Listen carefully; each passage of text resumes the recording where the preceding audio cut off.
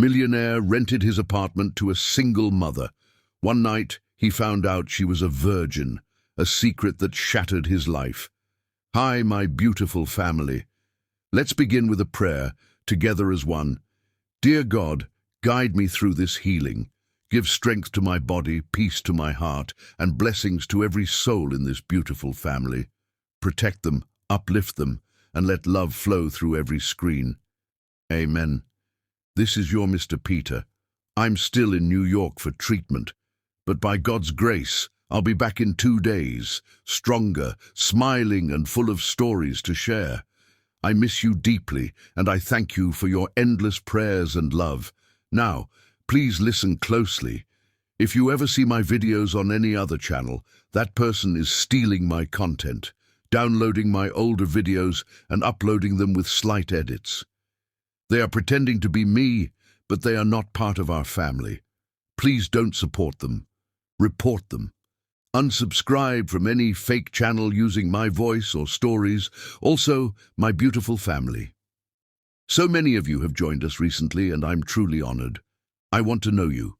Please introduce yourself in the comments. Your name, where you're from, and how you found this channel. It would bring me joy while I recover to read about each of you. And one last thing, please don't leave the story halfway. Stay till the end. Your one like and comment can save this channel. Your support keeps us going, and I feel it with every breath. James will guide you today with care. Now let's begin this beautiful story, held together by love, by truth, and by family. The woman drowning in Miami rain outside Phil Most's billion-dollar empire wasn't supposed to change his life, but she was clutching her daughter's hand like it was the only thing keeping them both from washing away forever. Through the floor-to-ceiling windows of his corner office, Phil pressed his palm against the cool glass and watched the afternoon storm transform Biscayne Boulevard into chaos. The sudden downpour had caught everyone off guard. Tourists fled toward the Bayside marketplace, clutching designer shopping bags like shields, while locals ducked into familiar sanctuaries of Cuban cafeterias and air-conditioned boutiques. At 35, he'd built his real estate empire by controlling every variable, predicting every outcome, and never letting emotions interfere with business decisions. His corner office was a testament to that philosophy. Everything precisely arranged, from the mahogany desk positioned to catch morning light off the bay, to the collection of architectural awards that spoke of dreams transformed into steel and glass. Yet, something about the way this woman stood perfectly still in the downpour while everyone else ran for cover made his chest tighten with unfamiliar ache. She wasn't just enduring the storm, she was facing it head-on, her chin lifted with quiet determination that spoke of someone accustomed to weathering whatever life threw at her. She wasn't seeking shelter. She was gathering courage. "Mr. Most?" Savannah Blake's voice crackled through the intercom. "Your 3 o'clock appointment is here. She's quite wet." Phil glanced at his Patek Philippe, 2:58 p.m., the woman from his window. "Send them both up." 15 minutes later, Phil found himself staring at the most beautiful woman he'd ever seen, dripping rainwater onto his Italian marble floors like some kind of urban goddess emerging from the storm. Her dark skin had a luminous quality that made the gray day seem brighter, and her golden brown eyes held fierce protectiveness that spoke of battles he couldn't imagine. She was tall, perhaps 5'7" in her sensible black flats, with the kind of natural elegance that couldn't be bought or taught. Her simple black dress clung to curves that made his mouth go dry, but it was the quiet dignity in her posture, the way she kept one protective hand on the little girl's shoulder, that made him forget every practiced line he'd ever used. There was something almost regal about the way she held herself, despite being caught in the storm, as if adversity had only taught her to stand straighter, to face whatever came with grace that humbled him. "Miss Berridge," he said, his voice rougher than intended. "Mr. Most." Her honey-smooth voice carried strength that came from surviving things that would break lesser people. I apologize for our appearance. The storm caught us off guard, and the bus— Bus? Phil interrupted, genuinely surprised. Most of his prospective tenants arrived in luxury cars. A flush crept up her elegant neck. Yes, I don't drive. She lifted her chin with quiet dignity. Your listing mentioned apartment 15B? Before Phil could respond, a small voice piped up with fearless curiosity. Are you the nice man who's gonna let us live in the castle? Phil looked down to find the most enchanting 5-year-old he'd ever seen. Her hair was arranged in neat pigtails despite the rain, each braid secured with bright yellow ribbons that matched the sunshine dress now dampened to golden amber. Her gap-toothed smile was radiant enough to power the building, and she stared up at him with pure trust that made his heart perform dangerous gymnastics. But it was her eyes that undid him completely, the same golden brown as her mother's, but filled with hope instead of wariness, love instead of caution. This child had been protected from whatever had taught her mother to guard her heart so carefully. Jasim, Natasha said softly, embarrassed. What did we talk about? To be polite and not ask too many questions, Jasim recited dutifully, then immediately added with the logic only children possessed. But I really want to know if he's nice, 'cause you need someone nice, Mommy. You deserve nice things. The simple statement hit Phil like a physical blow, revealing a maturity that spoke of too much awareness of adult struggles. This little girl was worried about her mother in a way that made his protective instincts roar to life with surprising ferocity. He crouched down to Jasim's level. What makes someone nice, Jasim? She considered this with gravity only children possessed. Well, they should make Mommy smile instead of worry, and they should have good snacks, and maybe they should know how to fix things when they break, and they shouldn't make promises they can't keep. Those are very wise requirements, Phil told her seriously. I think I might qualify. As they rode the elevator to the 15th floor, Phil found himself stealing glances at Natasha's profile.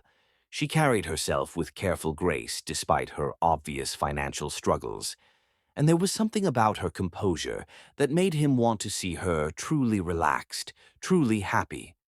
Morrison Financial, Phil said, remembering her employment information. Impressive company. I'm just an analyst, Natasha replied quickly. Nothing fancy. Nothing fancy. This woman possessed more natural elegance than every society princess he'd ever dated combined. When he opened the door to 15B, both mother and daughter stepped inside with reverence usually reserved for cathedrals. The apartment was one of his favorites, panoramic views of Biscayne Bay, thoughtful details like the reading nook by the master bedroom window where parents could read to their children. Oh, Natasha breathed, her professional mask slipping to reveal wonder. Jasim was already spinning in circles. Mommy, look, I can see the water, and there's so much space for my books. Phil watched Natasha's face as she took in the gleaming kitchen, the hardwood floors that caught the stormlight, the balcony overlooking the bay. He saw the moment she fell in love with the space, followed by the careful shuddering as reality intruded. It's beautiful, Mr. Most, but I should ask about the rent. $2,500 a month, Phil said. That includes utilities, parking, and building amenities. She reached into her purse and pulled out an envelope. I brought first month's rent and security deposit. Cash, as specified. Phil accepted the envelope, surprised by its weight. This wasn't family money. This was someone who had saved every dollar for months. The bills were mostly 20s and 50s, worn soft from circulation. There's also a background check fee, $150. For just a heartbeat, he saw panic flicker in those golden brown eyes before she composed herself. Of course, I can have that to you by— Actually, I'll waive it, Phil heard himself say. Consider it a welcome gesture. Natasha's eyes searched his face suspiciously. That's very generous, but I don't accept charity. It's not charity, Phil said firmly. It's good business. I can tell you'll take excellent care of the place. As they finished the tour, Phil found himself pointing out features he'd already mentioned, asking questions he didn't need answers to. When Jassim discovered the balcony and pressed her nose to the glass door, Natasha moved to stand beside him, and he caught a hint of vanilla that made his head spin. She likes it here, Natasha said quietly. What about her mother? Phil asked, the words escaping before he could stop them. Natasha looked up at him, and for a moment her walls crumbled enough for him to glimpse the hope she was afraid to acknowledge. Her mother thinks it might be perfect. Then it's yours, Phil said without hesitation. I'll have Savannah draw up the lease tonight. Just like that. Just like that. As they prepared to leave, Jassim tugged on Phil's suit jacket. Mr. Nice Man, will we see you again? Phil looked down at this remarkable little girl, then up at her equally remarkable mother, whose golden brown eyes held gratitude mixed with wariness. I think that's very likely, Jassim. 2 hours later, Phil stood in his penthouse apartment, watching Natasha and Jassim wait at the bus stop in the still drizzling rain. Every instinct screamed at him to call his driver, but something told him Natasha Berridge wasn't the kind of woman who accepted help easily. As their bus pulled away and disappeared into Miami traffic, Phil found himself reaching for his phone, then stopping. For the first time in his carefully controlled life, he was completely off script, and the woman responsible was about to become his tenant. The woman with golden brown eyes and quiet dignity. The woman whose 5-year-old daughter had asked if he was nice, and somehow made him want to be worthy of the title. The woman who was about to turn his perfectly ordered world into something beautifully, chaotically different. He had a feeling his empire was about to become a home, and he couldn't wait to find out what that felt like. Chapter 2. The Weight of Beautiful Secrets. The roses on Natasha's desk weren't a romantic gesture. They were a predator marking his territory, and the way Bradford Kellaway's cologne lingered in the air around her workspace like invisible shackles made her skin crawl with the recognition that she was being hunted. 3 weeks had passed since she'd moved into Coral Heights. 3 weeks of daring to believe that maybe, just maybe, the universe had finally decided to show her mercy. Jassim was thriving at Palmetto Elementary, chattering about her new friends over breakfast each morning, while the Miami sun painted their apartment in shades of hope. Her work at Morrison Financial challenged her in ways that made her feel valuable, relevant, like more than just a woman drowning in circumstances beyond her control. But staring at the dozen blood-red roses that had appeared on her desk during her lunch break, their thorns sharp enough to draw blood, their petals the color of warning, Natasha felt that familiar dread coiling in her stomach, like a serpent preparing to strike. No card, no signature, but the roses reeked of Bradford's expensive cologne, Tom Ford Oud wood that probably cost more than she spent on groceries in a month. The scent clung to everything he touched, marking his territory like some primitive animal ritual that made her want to scrub her skin raw. "Admiring your flowers, gorgeous." Bradford Kellaway's voice slithered across her skin like oil over water, and Natasha didn't need to turn around to know he was wearing that predatory smile that made her think of sharks circling wounded prey. At 42, Morrison Financial's golden boy still possessed the kind of privileged good looks that had opened every door in his charmed life. Sandy hair that always looked artfully disheveled, blue eyes the color of winter ice, and the kind of casual confidence that came from never hearing the word no. But Natasha could see the rot beneath the Armani suits and perfect veneers, could smell the entitlement that soured his expensive cologne and turned his handsome face into something grotesque. "They're very unexpected, Mr. Kellaway," she said carefully, not turning from her computer screen where quarterly bond assessments provided a flimsy digital shield between them. Her voice remained steady despite the way her pulse hammered against her throat like a trapped bird. "Call me Bradford," he purred, moving to perch on the edge of her desk with the casual arrogance of someone who'd never been denied access to anything he wanted. His proximity made the air feel thick, suffocating. "I think we're past formalities, don't you? After all, talented women like you deserve special attention."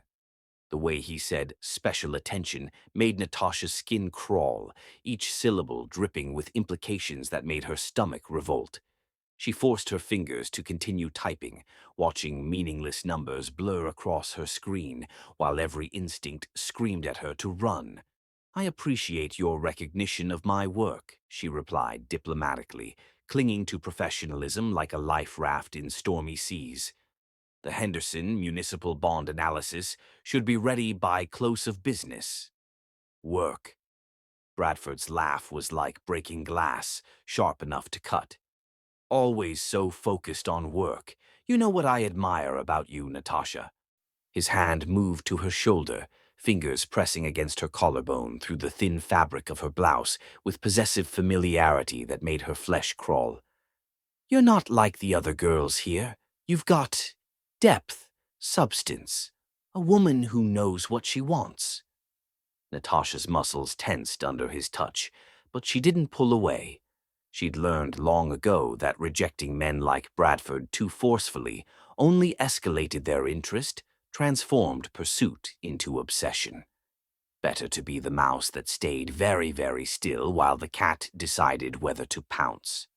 "What I want is to excel in my position and provide for my daughter," she said quietly, proud that her voice didn't shake despite the terror clawing at her throat. "Ah, yes, the little girl." Bradford's grip tightened slightly, his thumb stroking along her neck in a gesture that made bile rise in her throat. "Jasim, isn't it? Sweet kid. Must be expensive, raising a child alone in Miami. Private school, nice apartment." His voice dropped to an intimate whisper that felt like a violation. "Lucky thing you have someone looking out for your best interests." The threat was subtle but unmistakable, wrapped in concern like poison in honey. Natasha's blood turned to ice as she realized the roses weren't just unwanted attention. They were a declaration of intent. Bradford hadn't just been watching her. He'd been studying her, learning her vulnerabilities, cataloging her pressure points like a scientist preparing to dissect a specimen. He knew about Jasim's school. He knew about their apartment. He'd been building a case against her from the moment she'd rejected his first advance, constructing a web of leverage designed to trap her so completely that escape would be impossible. "I managed just fine on my own," she said, quietly, each word carefully measured. "Of course you do," Bradford murmured, his voice carrying the kind of condescension that made her want to slap the smugness from his face. "But imagine how much easier things could be with the right mentorship. I've been thinking about your career development, Natasha. There are opportunities for advancement that don't come along often, not for someone in your delicate position." The emphasis on delicate position made her stomach churn.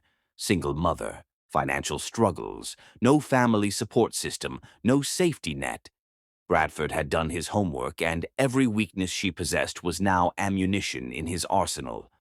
Before Natasha could formulate a response that wouldn't escalate the situation, her phone buzzed with a text message. She glanced at the screen and felt her heart skip. It was from Phil Most. "Hope your day is going well. Building maintenance may need to check the HVAC system in 15B this afternoon, if that's convenient. PM." Something about seeing Phil's name made the suffocating atmosphere around Bradford feel less oppressive. Phil Most, who'd given them that beautiful apartment without expecting anything in return. Phil Most, who'd crouched down to listen seriously to Jasim's requirements for nice men. Phil Most, whose dark eyes had held genuine concern when he'd looked at her, like she was something precious worth protecting. Personal messages during work hours? Bradford's voice had developed a sharp edge that made her skin prickle with alarm. How unprofessional. Building maintenance, Natasha said coolly, tucking her phone away. My landlord ensuring the property is properly maintained. Your landlord? Bradford's eyebrows rose with interest that made Natasha immediately regret sharing even that small detail. Anyone I might know. Miami real estate is such a intimate community. I doubt it, Natasha lied smoothly, every instinct screaming at her to protect Phil's name from Bradford's toxic interest. Bradford studied her face for a long moment, his pale blue eyes cataloging every micro-expression like data to be analyzed later.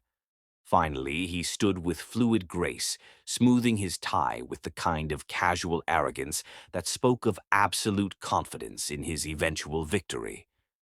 Well, we should finish this conversation somewhere more private, he said, the words feeling like spider silk wrapping around her throat. My office, perhaps. Say 6 o'clock, after most of the staff has gone home for the evening.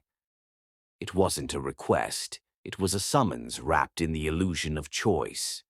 I have to pick up my daughter from after-school care by 6, Natasha said, grasping for any excuse that might save her from being alone with him. 7, then. Bradford's smile was sharp enough to cut glass. I'm sure you can arrange alternate childcare for one evening. Consider it mandatory professional development.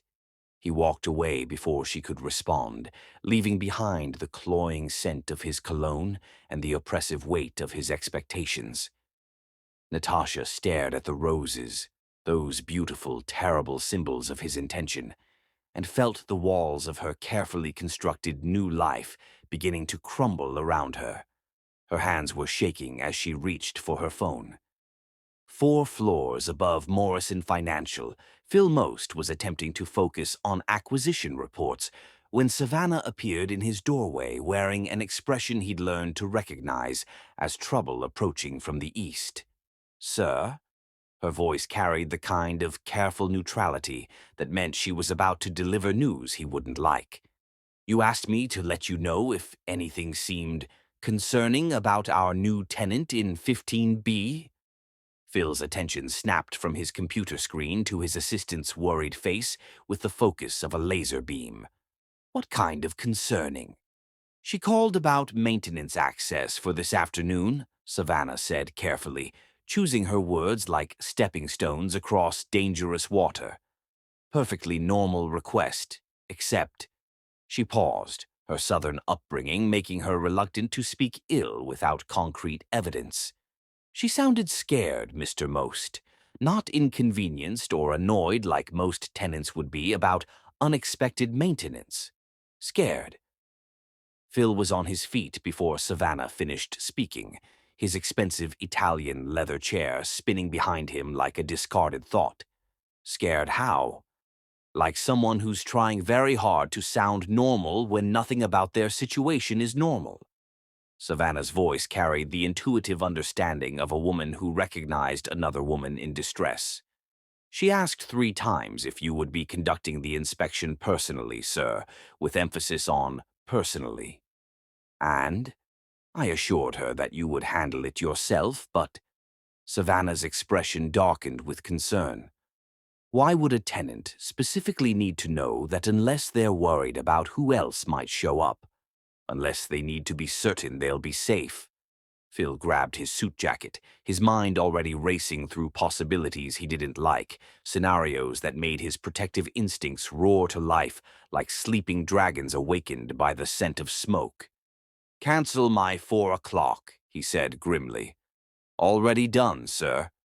Savannah's efficiency was one of the many reasons he'd doubled her salary over the years. And Mr. Most?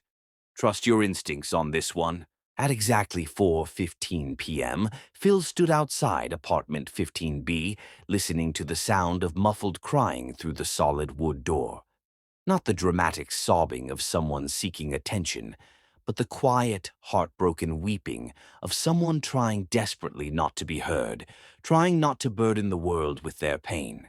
The sound hit him like a physical blow, triggering protective instincts he hadn't known he possessed. He knocked gently, carefully. "Miss Barrage, it's Phil Most." The crying stopped abruptly, followed by the sound of rapid movement, running water, hurried footsteps, the rustle of tissues, and the quick application of makeup designed to hide evidence of tears.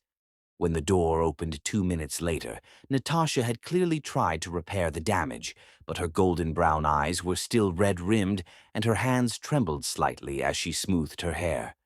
"Mr. Most," she said with forced brightness that didn't fool him for a second. "Thank you for coming personally. I know you must be terribly busy with more important matters."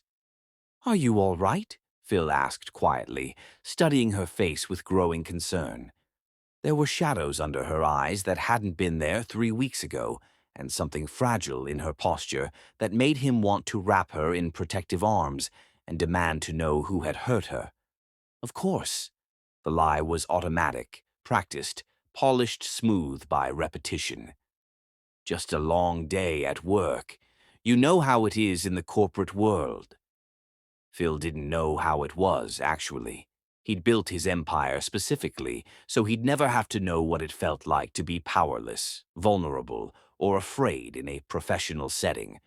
But looking at Natasha's carefully constructed mask, he found himself wanting to tear down whatever was threatening her with his bare hands. "Where's Jasim?"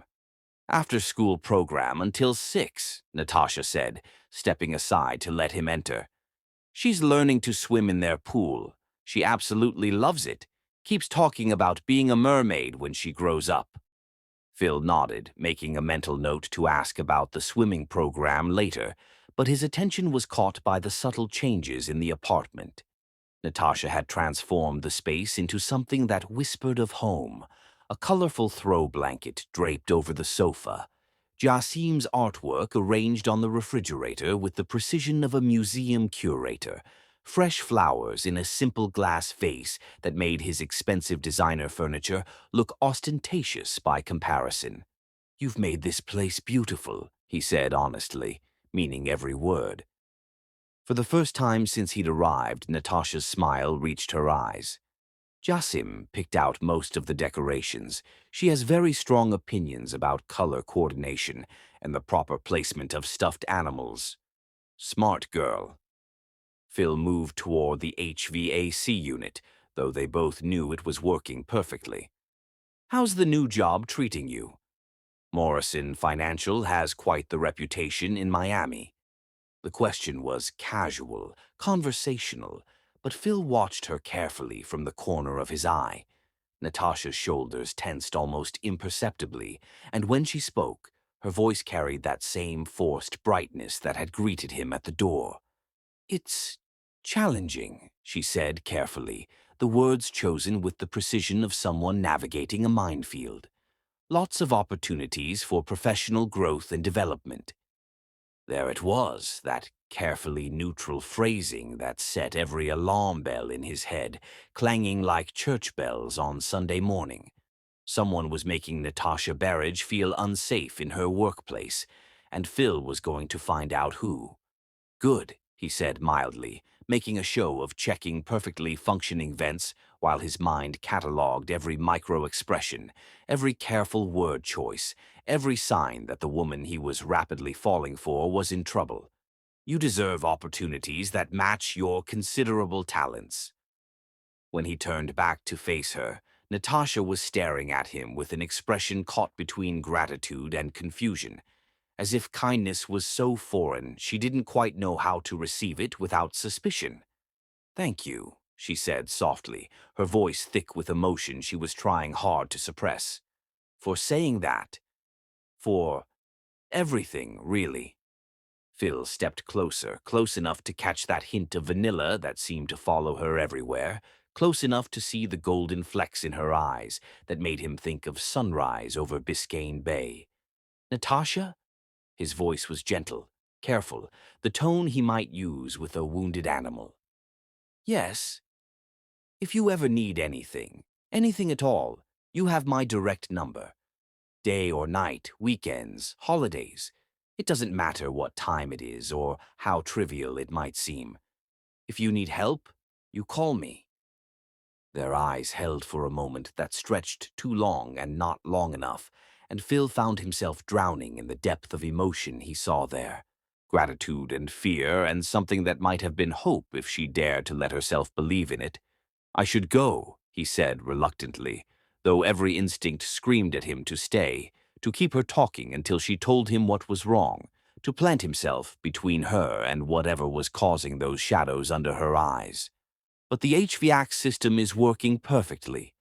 No problems at all." As he reached the door, Natasha's voice stopped him. "Mr. Most? Phil?" He turned back.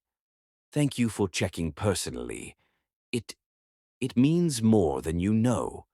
Phil walked back to his elevator with Natasha's haunted expression burned into his memory and a growing certainty that someone was going to pay for putting fear in those beautiful eyes.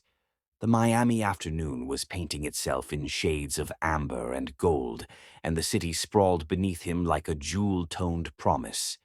This was his kingdom, the empire he'd built from nothing but ambition and an unshakable belief that he could create something better than what he'd been given. But looking back toward the windows of 15B, where Natasha was probably still trying to convince herself that everything was fine, Phil realized that his empire meant nothing if he couldn't protect the people who mattered. And Natasha Berridge, with her quiet dignity and fierce love for her daughter, her golden brown eyes and vanilla scent, had somehow become the person who mattered most.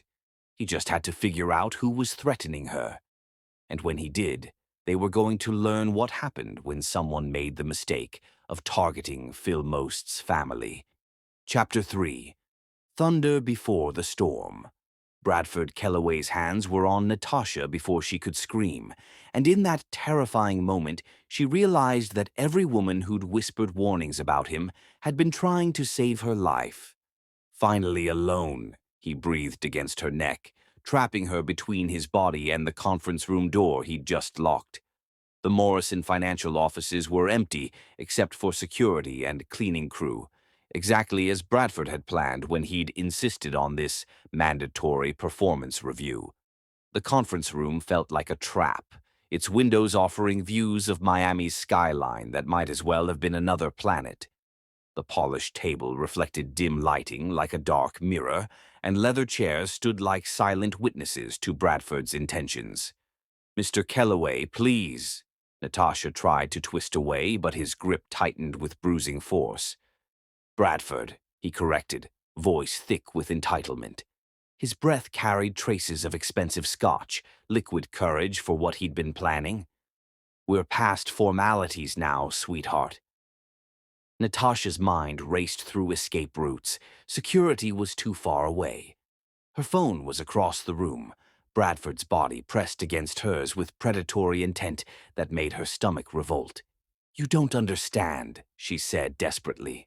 "I have a daughter. She's waiting for me." "Jassim," Bradford said with casual cruelty that made Natasha's blood freeze in her veins, each word precisely calculated for maximum psychological damage. 5 years old, attends Palmetto Elementary's extended day program until 7 p.m. sharp. Bright little thing from what I hear. Loves to draw pictures of families. Asked her teacher just last week why some kids have daddies and others don't. Room 15, B at Coral Heights. Corner unit with the bay view. Quite the upgrade from wherever you were living before. The threat was crystal clear, delivered with the kind of smile that belonged in horror movies. Bradford hadn't just been harassing her. He'd been watching them, studying their routines with the methodical patience of a predator who understood that knowledge was power. He knew Jassim's schedule, their address, probably even her daughter's favorite teacher's name. He'd been building a psychological profile designed to identify every pressure point, every vulnerability, every weakness he could exploit to ensure Natasha's complete capitulation. Please, she whispered, hating herself for begging, but knowing she'd do anything for Jassim's safety. Don't involve her in this. That's entirely up to you, Bradford murmured, tracing her cheek with mock tenderness. Be smart, Natasha. You're a single mother with no support system, working in a field where my recommendations carry weight. Do you really want to make this difficult? For a moment, Natasha felt herself fracturing under his threats. She thought of Jassim's gap-toothed smile, their perfect apartment, the fragile security they'd finally found. Was she willing to risk all of that for the principle of saying no? Then Bradford leaned in to kiss her, his breath hot and entitled against her lips, his hands roaming her body like she was property he'd already purchased, and something fierce and protective roared to life in Natasha's chest with the force of a hurricane making landfall. She thought of Phil, most crouching down to listen seriously to Jassim's requirements for nice men, treating a 5-year-old's wisdom with the respect it deserved. She thought of the way he'd looked at her, not like prey to be hunted, but like someone worthy of respect, someone deserving of protection and care. She thought of the woman she wanted Jassim to become, and the example she was setting in this moment that would echo through her daughter's understanding of what women should and shouldn't accept from the world. She thought of every woman who'd whispered warnings in bathroom mirrors, every victim who'd been silenced by shame and fear, every little girl who deserved to inherit a world where monsters in expensive suits couldn't buy their way out of consequences. No, she said clearly, her voice carrying 6 years of suppressed fury and maternal protectiveness, and slapped Bradford across the face with every ounce of strength she possessed. The crack echoed through the conference room like a gunshot. Bradford staggered back, his facade cracking to reveal ugly reality beneath. "You little bitch," he snarled, hand flying to his reddening cheek. "Do you have any idea what you've just done?" "I've done what I should have done weeks ago," Natasha said, voice steadier than she felt. "I'm reporting this to HR first thing tomorrow." Bradford's laugh was cold enough to freeze blood. "HR? Oh, sweetheart, you really don't understand how this works." He straightened his tie with deliberate calm. "Who do you think they'll believe?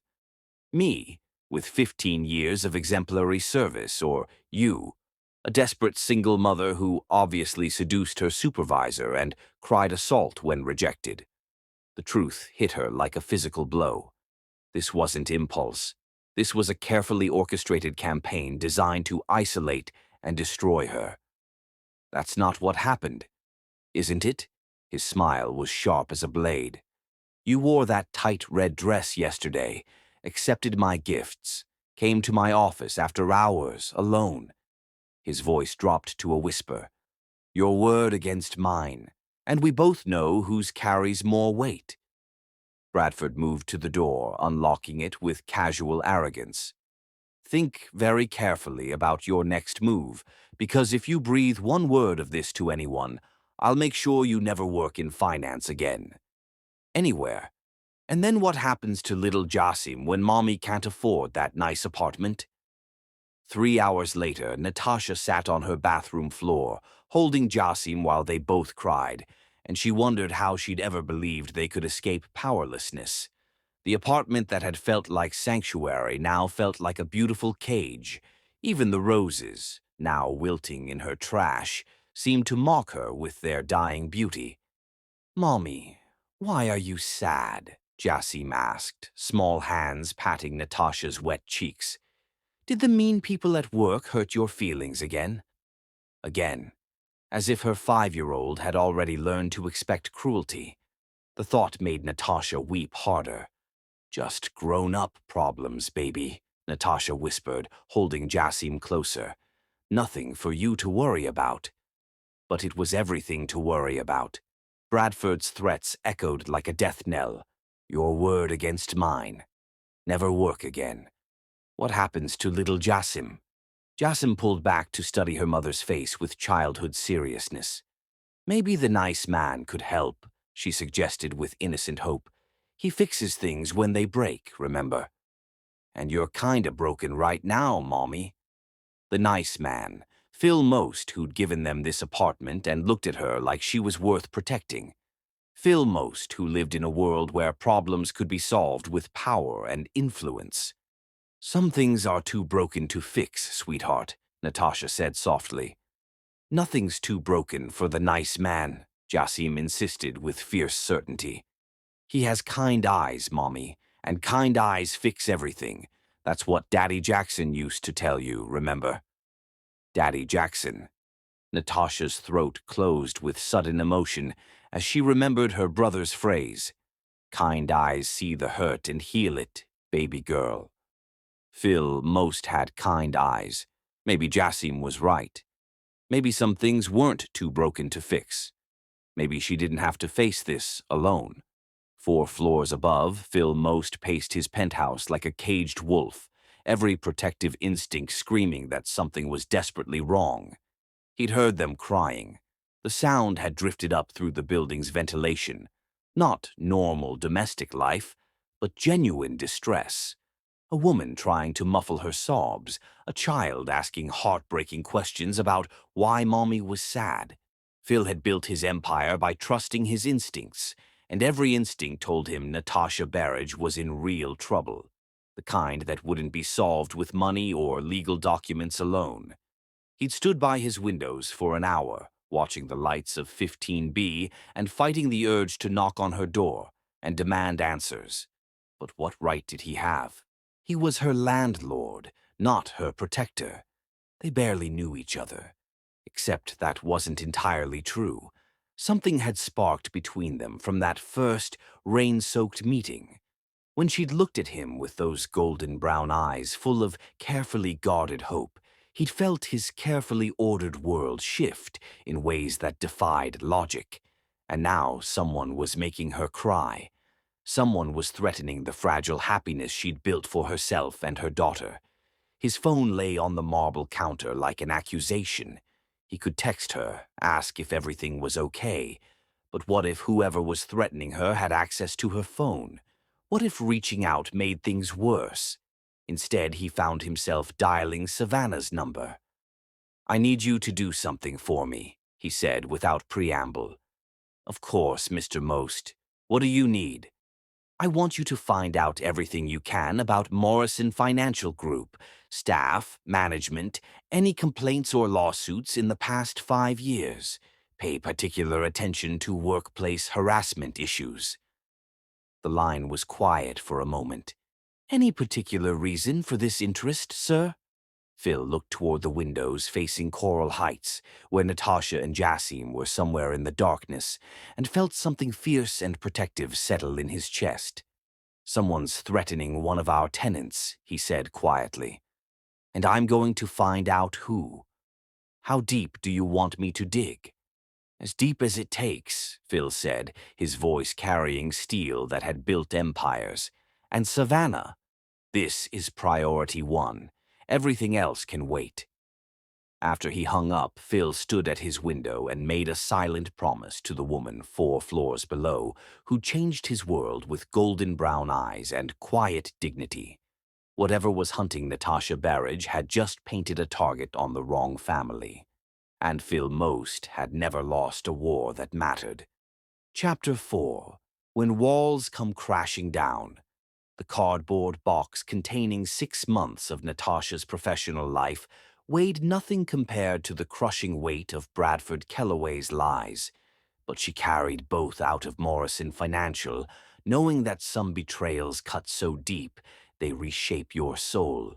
Sexual harassment of a superior, the HR representative had intoned with clinical detachment. Multiple witnesses report inappropriate behavior toward Mr. Kellaway.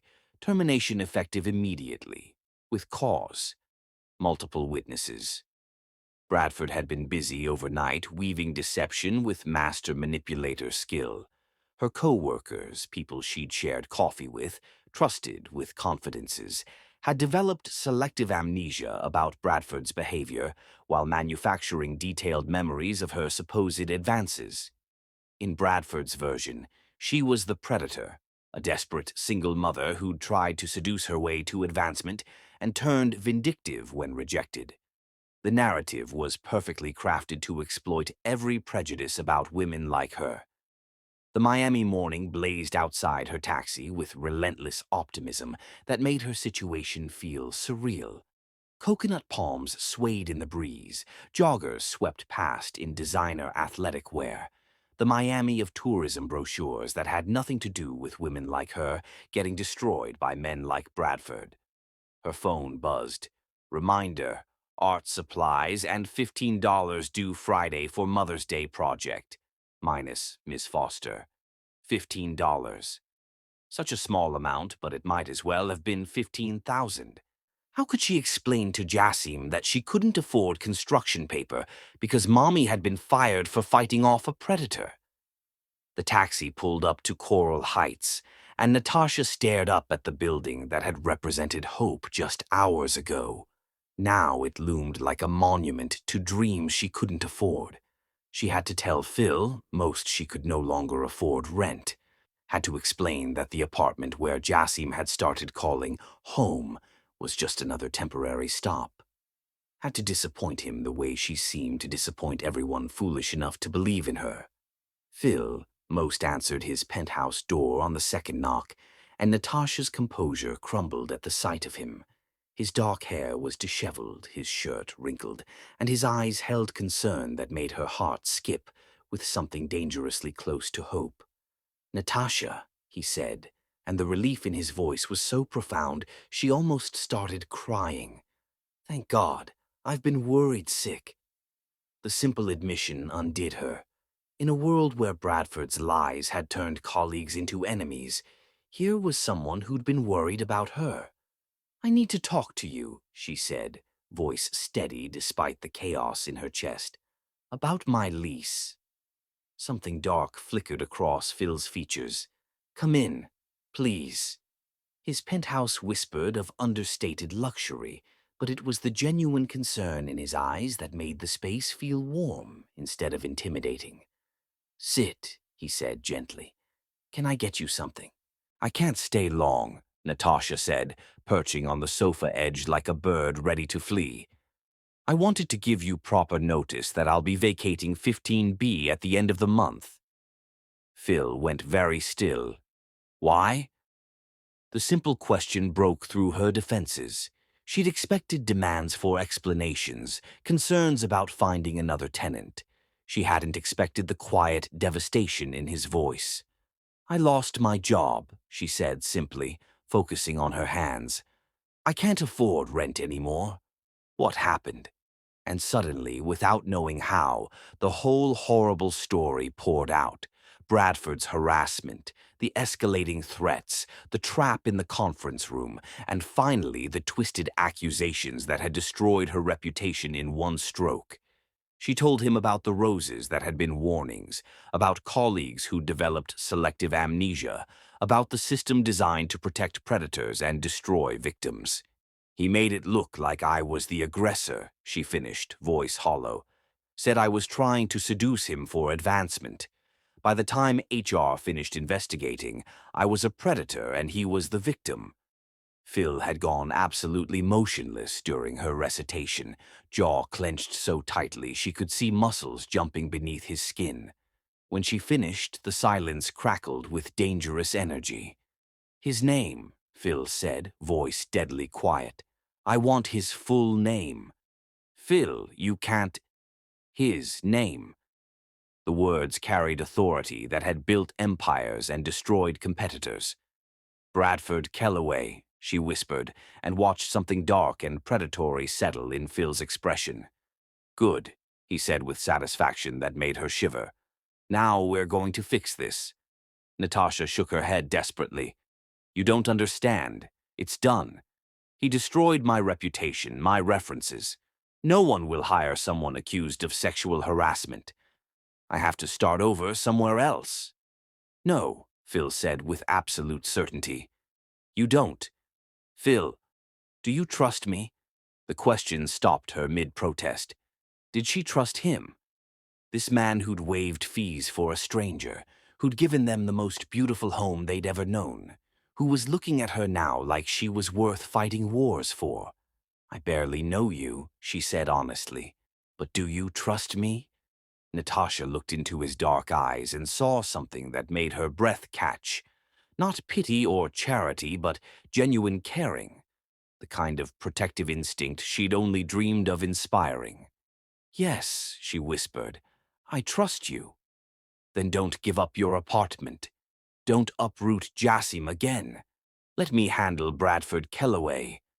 You can't just—" "Natasha," Phil interrupted gently, moving to sit beside her. "Do you know what I do for a living?" She blinked at the unexpected question. "Real estate development. Among other things."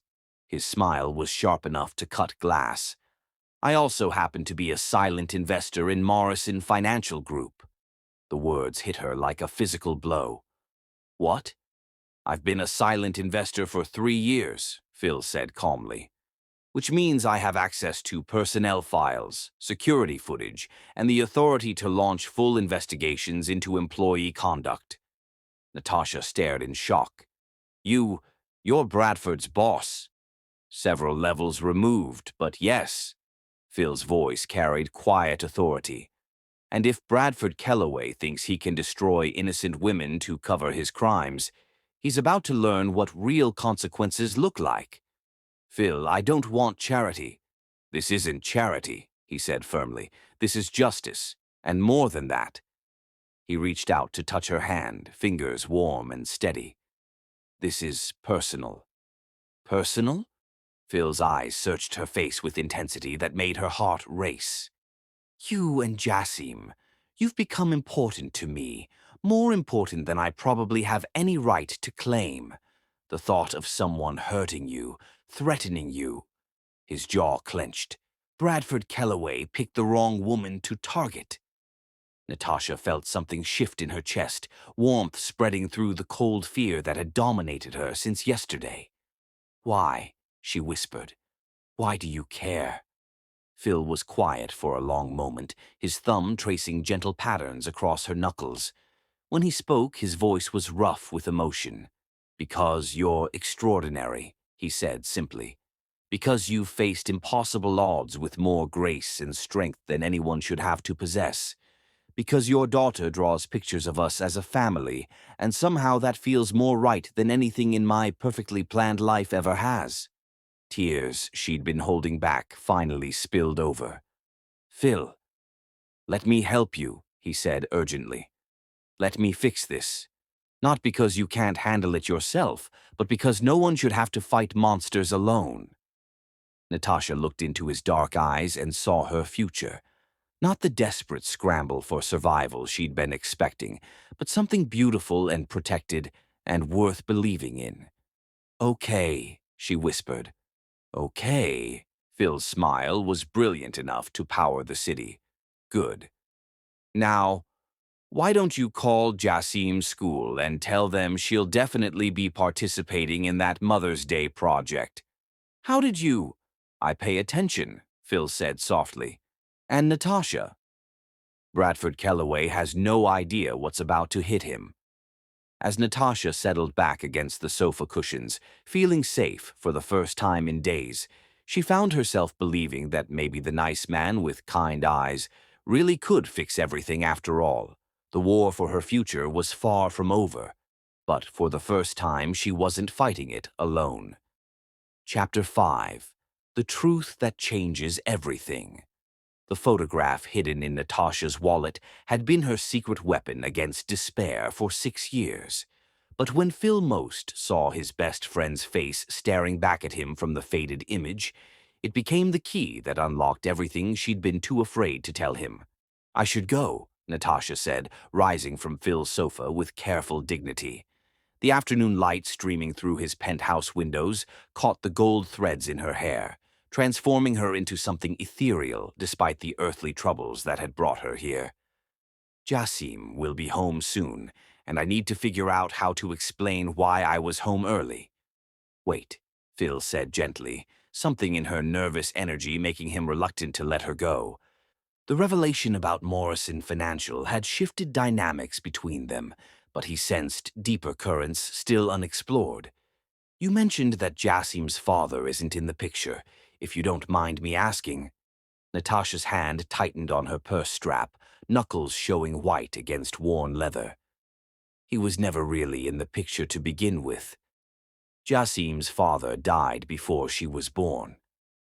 I'm sorry, Phil said automatically, but something about her careful phrasing nagged at him. That must have been incredibly difficult. I wasn't with him when he died, Natasha said quietly, golden brown eyes distant with old pain.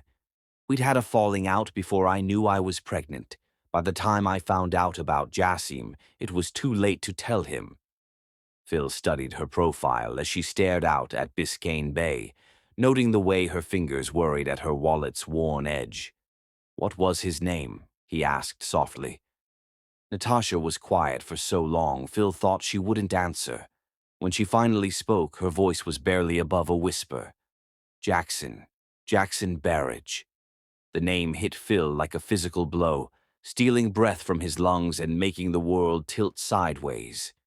Jackson Barrage, his college roommate, business partner, and closest friend, the man whose funeral he'd spoken at 6 years ago with tears streaming down his face. Jackson Barrage, Phil repeated slowly. Natasha's head snapped up, eyes wide with surprise. Did you know him?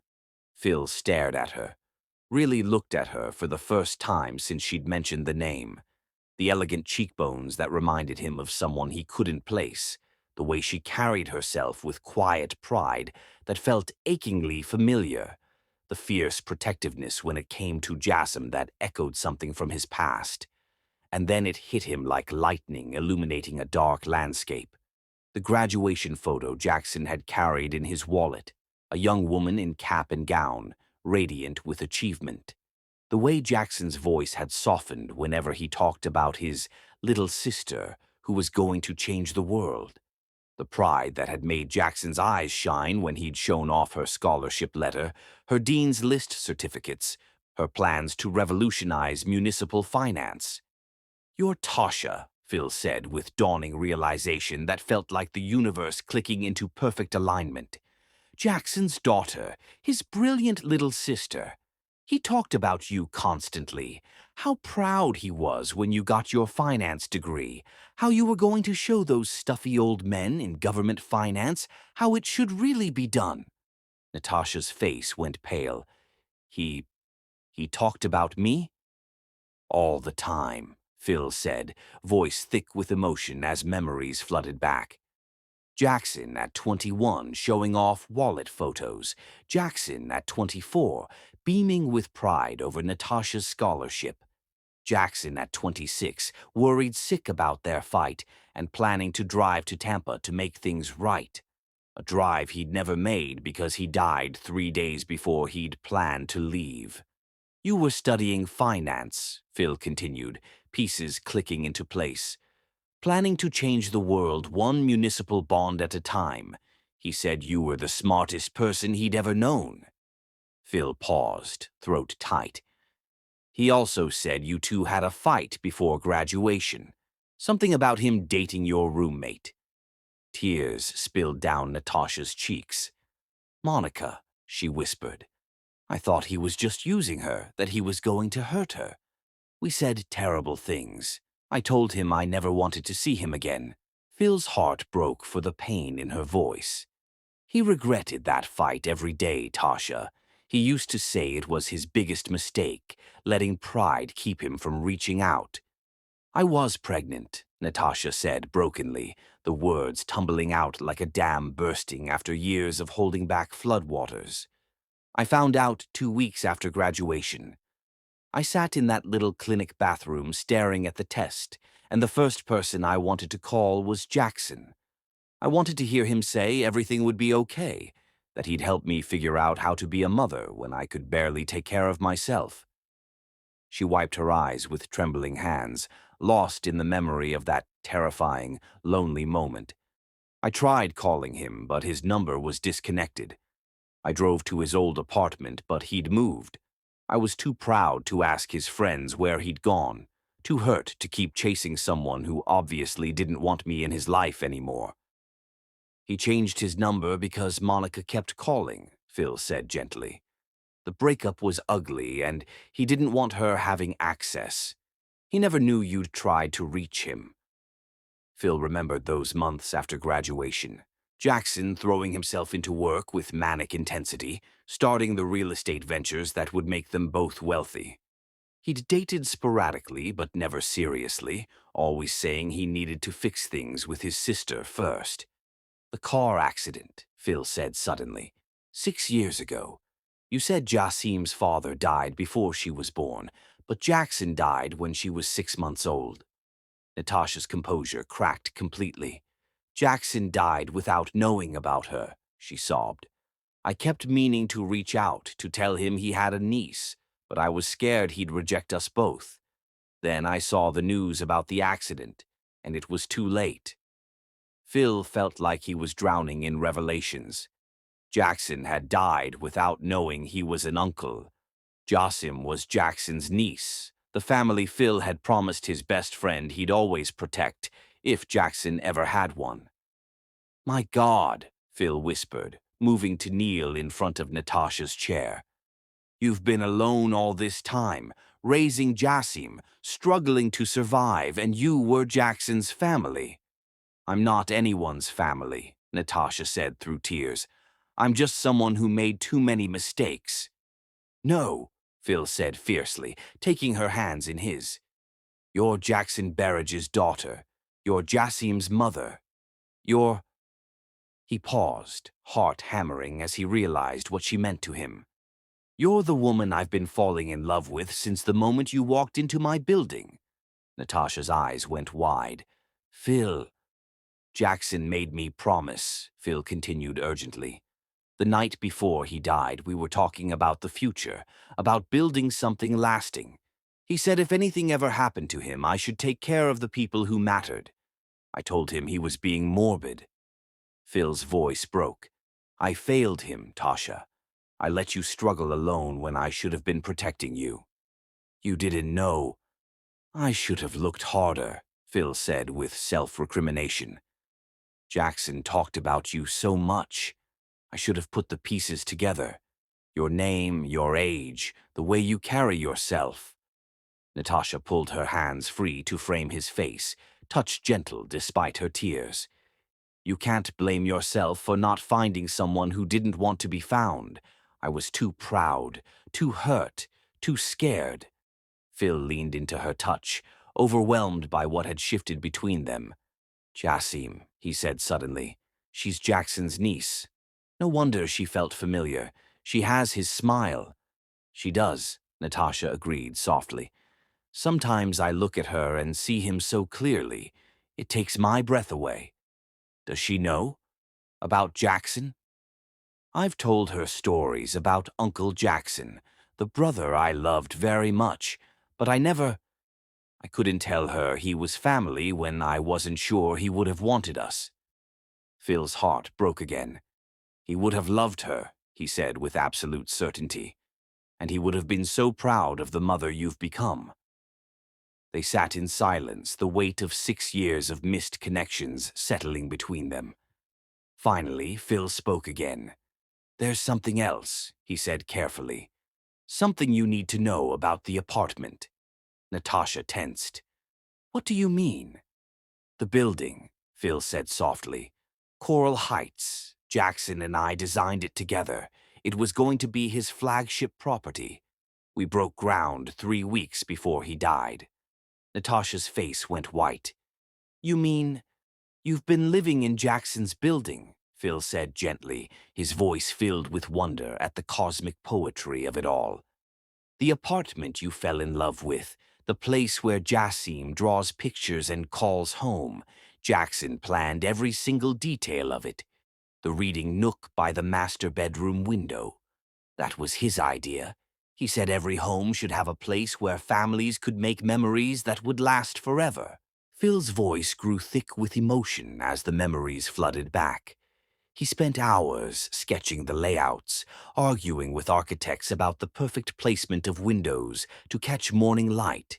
He wanted the kitchen islands positioned so parents could help with homework while cooking dinner. Even the height of the bathroom counters was designed with children in mind. He said kids should be able to brush their teeth without needing a step stool by the time they were Jasim's age. "Oh God," Natasha whispered. "It's like he's been watching over us." "Maybe he has," Phil said, reaching for a framed photo from his desk. The image showed two young men grinning at the camera, arms around each other's shoulders with easy camaraderie. "Maybe that's why you found your way here to me." "That's him," Natasha breathed, touching Jackson's face in the photo. "He looks so young, so happy." "He was," Phil said, "especially when he talked about you, his brilliant little sister who was going to take over the financial world." Natasha looked up at Phil with eyes full of wonder and pain, and something that might have been hope. "What happens now?" Phil sat beside her again, close enough to see the gold flecks in her eyes that reminded him so much of Jackson's. "Now I keep the promise I should have kept 6 years ago. I take care of Jackson's family." "Phil, I don't want charity." "This isn't charity," Phil interrupted gently. "This is family. You and Jasim. You're my family now. Not just because of Jackson, but because—" He cupped her face in his hands. "Because I love you, Tasha. I'm in love with you, and I want to spend the rest of my life making sure you never have to face anything alone again." "I love you too," she whispered, the words escaping before she could stop them. "I've been trying not to, but I love you too." When Phil kissed her, soft and reverent and full of promise, it felt like coming home after a lifetime of wandering in the wilderness. It felt like Jackson's final gift, a love that had been waiting 6 years to unfold, guided by invisible hands that had brought them together when they were finally ready to heal each other's hearts. The kiss tasted of salt tears and new beginnings, of grief transformed into gratitude, and loneliness dissolved into belonging. When they finally broke apart, both breathing unsteadily, Phil rested his forehead against hers with infinite tenderness. And somewhere in the distance, carried on the Miami breeze, Natasha could have sworn she heard her brother's laughter, finally at peace. Chapter 6. Dangerous Territory of the Heart. Watching Phil. Most teach her daughter to ride a bicycle in the Coral Heights courtyard, while Miami sunset painted the sky in rose and gold. Natasha realized that falling in love with him had been the easy part. Learning to accept that she deserved this happiness might destroy her. 3 weeks had passed since the revelation about Jackson. 3 weeks of Phil quietly dismantling Bradford Kellaway's lies while building something beautiful and terrifying with her and Jasim. He'd insisted she stay rent-free while he handled the situation. And despite her protests about charity, Natasha found herself too grateful for stability to fight him. "I'm doing it, Mommy. Look, I'm really doing it." Jasim's voice carried pure joy as she wobbled down the path on her bright pink bicycle, training wheels abandoned in favor of Phil's steady hand. "She's a natural," Phil called out, jogging alongside with his suit jacket discarded and white shirt rolled up. The afternoon sun highlighted his shoulders, and Natasha felt that familiar flutter that had become constant in his presence. "Just like her uncle," Natasha murmured, remembering Jackson teaching her to ride when she was 7. Phil caught her words and smiled warmly. Over the past weeks, he'd been collecting every Jackson story like precious artifacts, rebuilding their lost friendship through her memories. "Uncle Phil, watch this!" Jasim shouted, attempting a turn that sent her wobbling toward the fountain. "Easy there, speed demon," Phil laughed, steadying the bike with gentle hands. "Save the trick riding for when you've mastered the basics." Uncle Phil. The title had emerged naturally 2 weeks ago, and Phil had accepted it with such pleasure that Natasha's heart had done dangerous things in her chest. Dinner's almost ready, Natasha called reluctantly. 5 more minutes, then we need to wash up. Can Uncle Phil stay for dinner? Jassim asked hopefully. I made him a picture of our family for his office. Phil had been joining them for dinner almost every evening, and the domestic intimacy was becoming dangerously addictive. She kept waiting for him to grow tired of playing house, but instead he seemed to settle deeper into their routine each day. If he wants to, Natasha said carefully. I want to, Phil said without hesitation, dark eyes holding hers with intensity that made her pulse skip. I always want to. An hour later, Natasha stood at her kitchen sink, watching Phil help Jassim with math homework at the breakfast bar, trying to reconcile this tender, patient man with the billionaire who commanded boardrooms and built empires. If Tommy has 12 apples and gives away 4, how many does he have left? Phil asked seriously. 8, Jassim announced proudly. But why would Tommy give away his apples? Maybe he likes making his friends happy more than keeping them for himself, Phil suggested gently. Sometimes giving things away makes us feel richer. Like how you gave us the pretty apartment, Jassim asked with devastating innocence.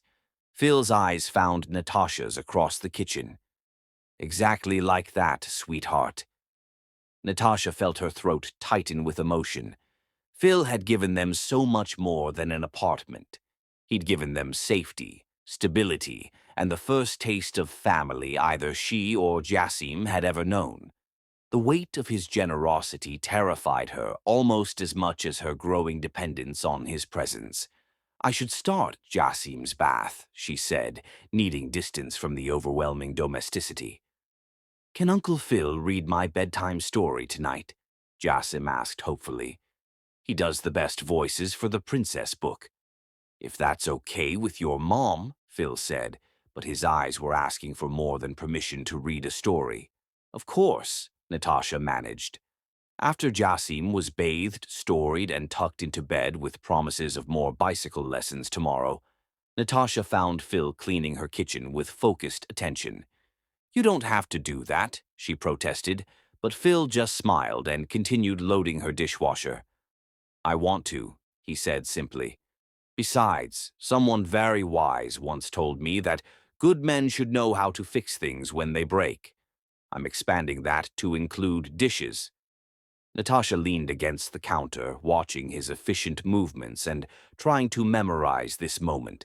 Phil Most, billionaire developer, wearing her apron and humming softly while he cleaned her kitchen. Preston called today, Phil said casually, but Natasha caught the undercurrent of satisfaction. He's found some very interesting information about Bradford Kellaway. Preston Ward was Phil's lawyer, investigating Bradford's history with thorough attention. Natasha had met him twice, and he'd treated her assault with serious professionalism she'd been denied at Morrison Financial. What kind of information? She asked.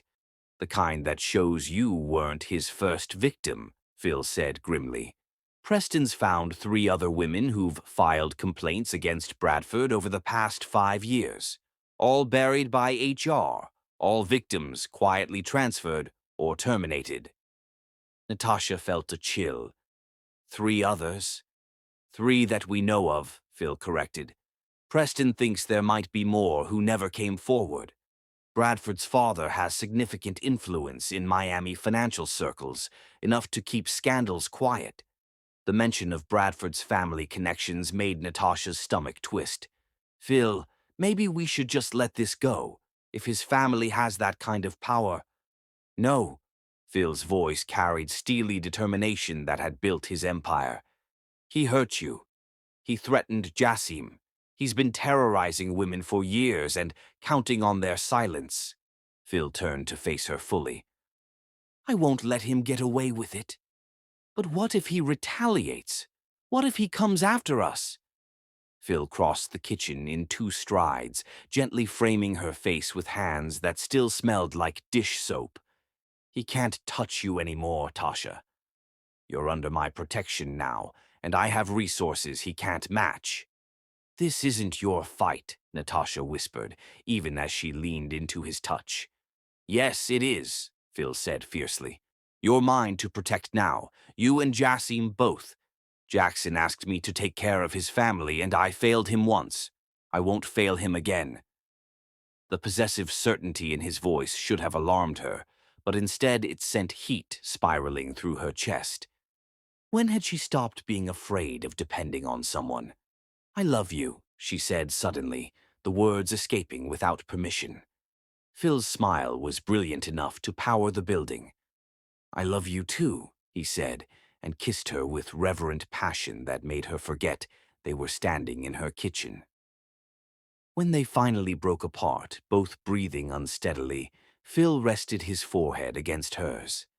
I want to court you properly, he said seriously. Take you on real dates, bring you flowers, show you how a woman like you deserves to be treated. Phil, I know the circumstances aren't ideal, he continued urgently. I know this all happened fast, and I know you're still recovering from what Bradford put you through. But I want you to know my intentions are honorable. I want forever with you, Tasha. Marriage, more children if you want them, growing old together in the building Jackson designed for families like ours. Natasha felt tears prick her eyes. You want marriage? I want everything, Phil said simply. But only if you want it too. Only when you're ready. Instead of answering with words, Natasha kissed him again, pouring 6 years of loneliness and fear and desperate hope into the connection between them. When Phil responded with matching intensity, lifting her onto the counter and stepping between her knees, she felt something fundamental shift in her chest. This wasn't just physical attraction or emotional comfort. This was coming home to a man who saw her struggles and chose to stay anyway. This was the kind of love Jackson would have wanted for her, protective but not possessive, generous but not patronizing. I want it too, she whispered against his lips. All of it, with you.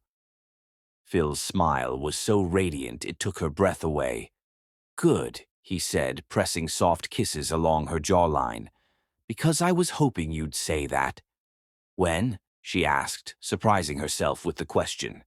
Phil pulled back to look at her, eyes bright with something that might have been mischief. Actually, he said carefully, there's something I should tell you, something I've been carrying around for 2 weeks. What kind of something? The kind that involves adoption papers for Jassim, Phil said gently, watching her face. If you're willing, I'd like to legally become her father. Make our family official in the eyes of the law. Natasha felt the world tilt with the magnitude of what he was offering. Phil, I know it's a big step, he continued urgently. But Tasha, that little girl has been mine from the moment she asked if I was the nice man. I want to be her father in every way possible. She would love that, Natasha whispered, voice thick with tears. She asks me almost every day if you're going to stay forever. What do you tell her? I tell her that love makes people want to stay, Natasha said softly. That when someone really loves you, they don't just disappear. Phil's expression was so tender it made her chest ache. Smart answer. What do you tell yourself? Natasha was quiet for a moment, then smiled with radiance that felt like sunrise. I tell myself that maybe I finally found my way home. Not an ending, Phil corrected, spinning her around until she laughed with pure joy. A beginning. The best kind of beginning. As Miami sparkled below them in the gathering twilight, Phil held the woman he loved and thought about the future they were building together. Bradford Kellaway would face justice. Jassim would have a father who adored her, and Natasha would finally have the security and love she'd been searching for her entire life. It was going to be perfect. Chapter 7. Past Demons and Present Desires. The manila folder Preston Ward placed on Phil's desk contained enough evidence to destroy Bradford Kellaway's life 10 times over. But looking at the photographs of his other victims, Phil wanted to destroy the man himself, with methods that had nothing to do with courtrooms. 4 women total, Preston said, his usually calm voice tight with controlled anger. Sarah Mitchell, 2019, harassed for 6 months, then transferred to Atlanta when she threatened to go public. Brooklyn Pierce, 2020, terminated for performance issues 3 days after filing a complaint. Madison Hayes, 2022, forced to sign an NDA and accept a settlement to avoid what HR termed further complications. Preston paused, jaw clenched with professional fury. And now Natasha. But this time Bradford picked the wrong woman to target. Phil studied the photographs of Bradford's victims, each woman young, beautiful, and clearly vulnerable in some way that had made her easy prey. His hands tightened on the file until his knuckles went white. The pattern is unmistakable, Preston continued, pulling out a timeline that looked like a psychological profile. Bradford specifically targets single mothers or women with financial struggles, anyone who can't afford extended legal battles. His father's political connections have kept everything quiet, but we have enough evidence now to bury him. Good, Phil said with deadly calm. I want him arrested today. I want him perp walked out of Morrison Financial in handcuffs while local news cameras roll. Phil, Natasha's voice from the doorway made both men turn. She stood there in a simple blue dress that made her golden brown eyes glow, but her expression carried careful control she wore like armor when processing trauma. Can I see the file? She asked quietly, moving into Phil's office with deliberate composure. Preston glanced at Phil, who nodded reluctantly. They'd been meeting in his penthouse while Jassim was at swimming lessons, trying to keep uglier details away from innocent ears. But Natasha had insisted on being involved in every decision. Natasha took the folder with steady hands, but Phil watched her face pale as she read through testimonies and saw photographs of women who looked enough like her to be sisters in suffering. When she reached Madison Hayes's statement, a detailed account following the same blueprint as her own experience, her hands began to tremble. He did this to all of them, she whispered, voice carrying hollow quality of someone discovering her personal nightmare was mass-produced horror.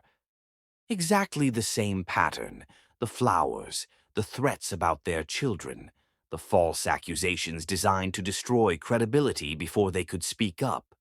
He's a predator who's been protected by money and influence, Phil said, moving to stand beside her chair with protective instinct. But not anymore. This ends now.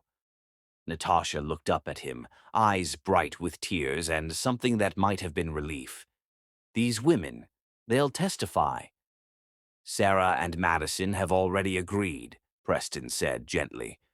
Brooklyn is still considering, but she's leaning toward yes. They want justice as much as you do. Then we go to the police, Natasha said firmly, chin lifting with determination that had carried her through 6 years of single motherhood. We do this the right way, through proper legal channels. Phil's jaw tightened with effort of controlling impulses that had nothing to do with legal proceedings. The right way takes months, maybe years. Bradford remains free, potentially targeting other women while lawyers argue over procedures. Phil, I have other options, Phil continued, voice carrying the edge that made business competitors afraid. Bradford Kellaway could disappear from Miami entirely. A few words in the right ears about his proclivities, and he'd be unemployable anywhere in the financial sector. That's not justice, Natasha said quietly, voice carrying moral clarity that came from hard experience. That's revenge dressed up as protection. Sometimes they're the same thing, Phil said, control fraying as images of Bradford's hands on Natasha played on repeat in his mind. Natasha stood and faced him fully, chin lifted with quiet determination. I won't let you become someone you're not because of what he did to me. Bradford deserves to face legal consequences for his crimes, not to be driven away in shadows where he might find new hunting grounds. He threatened you, Phil said, voice low and dangerous as careful control finally began to crack. He put his hands on you without permission and tried to destroy your life when you rejected him. He threatened Jassim. And now we have evidence to make sure he pays for all of it, Natasha replied steadily. But we do it legally, Phil. We do it right, so other women can look at our case and know that speaking up is worth the risk. Phil stared at her for a long moment, torn between protective instincts and respect for her unwavering moral compass. Finally, he turned to Preston with resignation that felt like swallowing broken glass. How long for a formal case? With 4 victims willing to testify and documented patterns spanning 5 years. 6 to 8 weeks for charges to be filed, assuming the district attorney takes it seriously, Preston said, professional satisfaction evident. Make sure they take it seriously, Phil said grimly. Already on it, Preston smiled with predatory satisfaction. The DA happens to be particularly interested in prosecuting high-profile sexual assault cases, especially those involving institutional cover-ups. After Preston left, with promises to have arrest warrants ready within the week, Phil found Natasha on his balcony overlooking Biscayne Bay, arms wrapped around herself despite the warm Miami afternoon. Regrets? He asked quietly. About what? About pursuing this legally instead of letting me handle it my way. About trusting the system that's already failed you once. Natasha turned to study his face, golden brown eyes searching. Do you regret not being able to destroy him personally? Phil considered lying, but Natasha deserved honesty. Yes, he admitted with brutal self-awareness. Part of me wants to make him disappear completely. The part of me that built an empire from nothing understands that some problems require permanent solutions. I know, she said softly, moving closer until she could place her hands on his chest. I can see it in your eyes when you talk about him, that civilized veneer slipping to reveal something more primitive. But Phil, that's not who you are at your core. You don't know what I'm capable of, Phil said darkly. Yes, I do, Natasha said with quiet certainty, hands moving to frame his face with trust that humbled him. You're capable of incredible gentleness with a 5-year-old who needs a father figure. You're capable of building something beautiful instead of tearing things down. You're capable of loving someone like me, who comes with complications and trauma, and a child who isn't yours by blood, but whom you've claimed anyway. Phil covered her hands with his own. Jassim is mine, he said fiercely. Maybe not by blood, but in every way that counts, and anyone who threatens my family will face justice, Natasha finished, voice carrying gentle steel. Legal, appropriate justice. Because that's what good men do, Phil. They protect their families within the law, not outside it. Phil was quiet for a moment, then pulled her closer until she was pressed against his chest. I've never felt anything like this before, he confessed against her hair. This need to protect you, to make sure nothing ever hurts you again. It's not rational or controlled or civilized. Love isn't supposed to be civilized, Natasha said, voice muffled against his shirt but carrying wisdom. But it's supposed to make us better people, not worse ones. Is that what this is? Phil asked, though his heart already knew the answer. Love? Natasha pulled back to look at him, eyes bright with emotion. I love you, Phil, most. I love your protective instincts and your generous heart and the way you make Jassim laugh. I love how you honor Jackson's memory by taking care of us. But most of all, I love that you're good enough to do the right thing, even when the wrong thing would feel more satisfying. Phil kissed her then, soft and deep and full of promise. When they broke apart, both breathing unsteadily, he rested his forehead against hers. Preston also brought something else today, he said quietly. Natasha went very still. What? Adoption papers for Jassim, Phil said gently, watching her face. If you're willing, I'd like to legally become her father before we get married. Make our family official in every way possible. Tears spilled down Natasha's cheeks.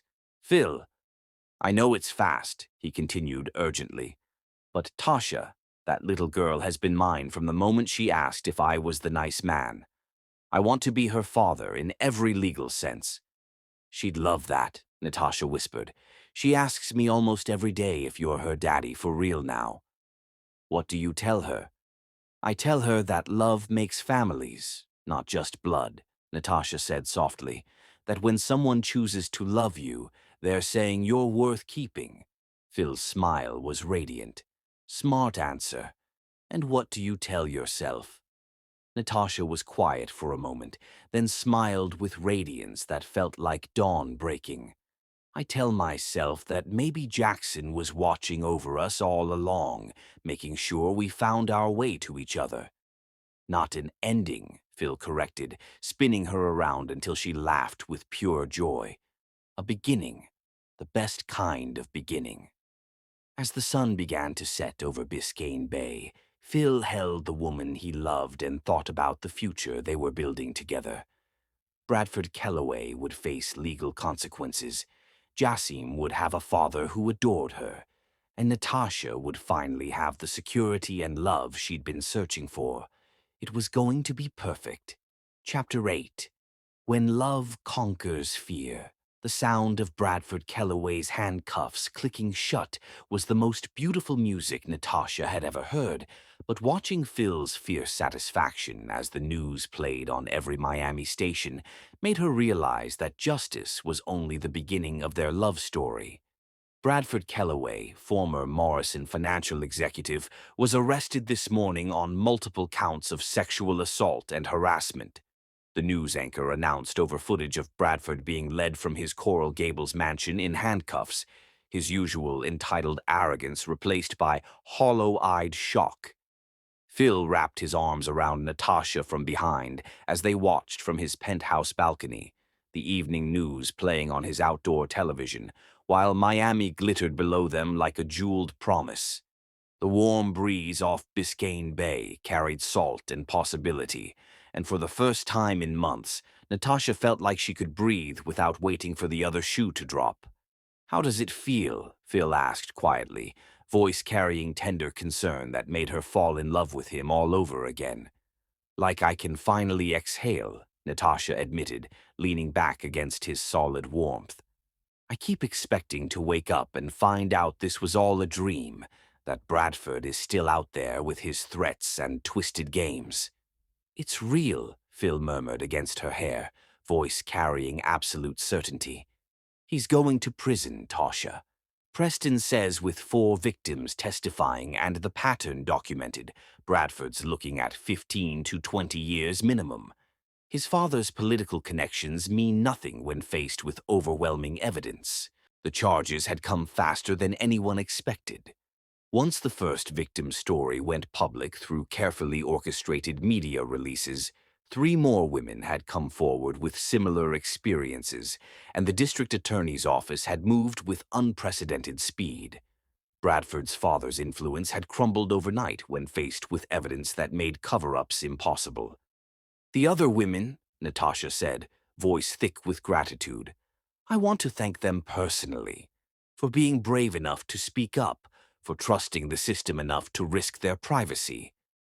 Preston's arranging a meeting with the ones who are comfortable with it," Phil said, pressing a soft kiss to her head. "But Tasha, you were the catalyst. Your courage to fight back made this possible for all of them." Natasha turned in his arms, studying the face that had become dearer to her than breathing. "Our courage," she corrected firmly. "I couldn't have done this alone." "You were never alone," Phil said fiercely, dark eyes blazing with protective love.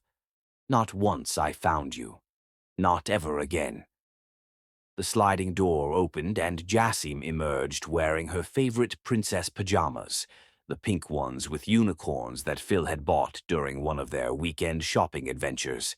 Her gap-toothed grin could have powered the building.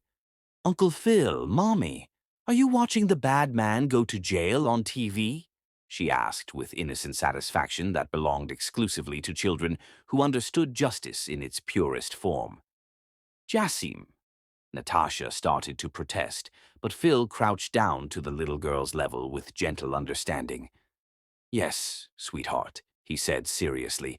Meeting her eyes with respect, he showed all important people in his life. The man who hurt Mommy is going to be punished for what he did.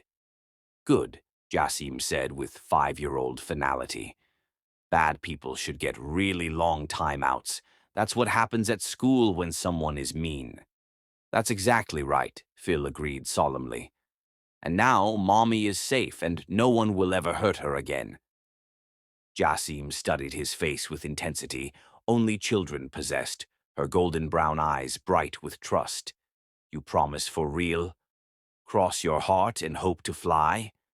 I promise, Phil said without hesitation, making the elaborate crossing gesture Jassim had taught him during bedtime stories. Cross my heart and hope to fly. Satisfied with this binding oath, Jassim threw her arms around Phil's neck with wholehearted affection that broke Natasha's heart in the best possible way. I love you, Uncle Phil. Are you gonna be my daddy for real now? Phil's eyes met Natasha's over Jassim's head, asking permission for something they'd discussed but hadn't yet made official. At Natasha's encouraging nod, he smiled with pure joy. Would you like that, princess? For me to be your daddy officially? Yes, Jassim squealed, bouncing with excitement. Then we'd be a real family like the picture I drew, with the same last name and everything. We're already a real family, Phil said gently, voice thick with emotion. But yes, I'd be honored to be your daddy officially, with papers and everything. After Jassim was tucked into bed with many kisses and promises of family adventures tomorrow, Natasha found herself standing in her bedroom doorway, suddenly nervous about being alone with Phil in a way she hadn't been before. Tonight felt different. Tonight felt like the beginning of forever. Second thoughts? Phil asked softly from behind her, voice carrying none of the pressure she'd learned to expect from men who wanted things from her. No, she said quickly, then admitted with honesty that had become natural between them. Maybe. Not about you, about this, United States. I haven't been with anyone since Jackson, and even then. She trailed off, embarrassed. Phil's hands came to rest gently on her shoulders, touch warm and steady and completely without demands. Even then what? I've only been with one person, she said quietly, cheeks burning. Jackson. And it was just once, the night before our fight. I became pregnant but never got to tell him.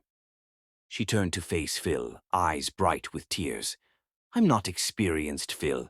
I don't know how to be with someone like you. Someone like me? Phil asked, expression softening with tenderness. Someone sophisticated, worldly, someone who could have anyone, who's probably been with women who knew what they were doing. Phil silenced her with a kiss, so soft and reverent, it felt like worship. Tasha, he whispered against her lips, I don't want anyone else. I want you, exactly as you are. But what if I disappoint you? What if I'm not enough? Look at me, Phil said firmly, cupping her face with hands that trembled slightly with restraint. Do you know what I see when I look at you? Natasha shook her head, lost in the depth of emotion in his dark eyes. I see the strongest woman I've ever known, he said, voice rough with sincerity. His thumbs brushed away tears she didn't realize had fallen. I see the woman I want to spend the rest of my life cherishing. Phil, we don't have to do anything you're not ready for, he said urgently, voice carrying patience that spoke to a man who understood trust was earned. We can wait. We can take our time. We have forever, Tasha. Instead of answering with words, Natasha reached up to frame his face with hands that shook slightly with nervousness and anticipation, and love too large for her body to contain. I love you, she said simply, voice carrying absolute certainty. And I'm tired of being afraid. I'm tired of letting fear make my decisions. "What do you want?" Phil asked, voice rough with restraint and desire, and something that might have been wonder. "You," she said without hesitation. "I want you. All of you. Tonight." Phil's kiss this time was different, deeper, hungrier, full of the passion he'd been holding back for months out of respect for her healing and her readiness. When he lifted her off her feet and carried her to the bed with the kind of reverent care usually reserved for precious artifacts, Natasha felt something fundamental shift in her chest. This wasn't just physical desire or emotional comfort. This was coming home to the man who saw her scars and chose to love them, who understood that her inexperience was gift rather than liability. What followed was nothing like her brief encounter with Jackson years ago. Phil worshipped her body with patient reverence, taking time to learn every curve and hollow, every sound that made her gasp with pleasure she'd never imagined possible. His hands moved over her skin like he was memorizing her by touch, his lips following the path his fingers traced, until she felt cherished in ways that rewrote her understanding of intimacy. "You're so beautiful," he whispered against her collarbone, his voice rough with wonder. "Perfect. Mine."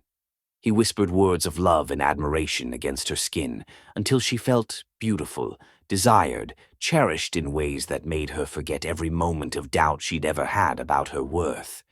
When he finally joined with her, it was with a gentleness that brought tears to her eyes and passion that set every nerve ending ablaze. When they finally came together, it was with tenderness that brought tears to her eyes and passion that set her soul on fire. Phil held her gaze as he moved within her, his dark eyes full of love and wonder and promise of forever. "I love you," he said against her lips as they moved together in perfect rhythm. "I love you, Tasha, my beautiful, brave, perfect woman." "I love you too," she gasped, heart so full she thought it might burst. "I love you so much it scares me." "Don't be scared," Phil murmured, forehead pressed against hers. "This is just the beginning of everything we're going to build together." Afterward, they lay tangled in moonlight and contentment, Natasha's head on Phil's chest, while he traced lazy patterns on her bare shoulder. "No regrets?" he asked softly.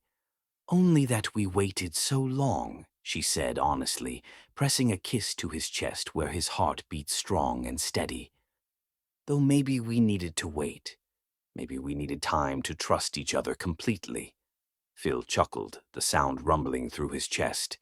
"We had to build the foundation before we could create the castle."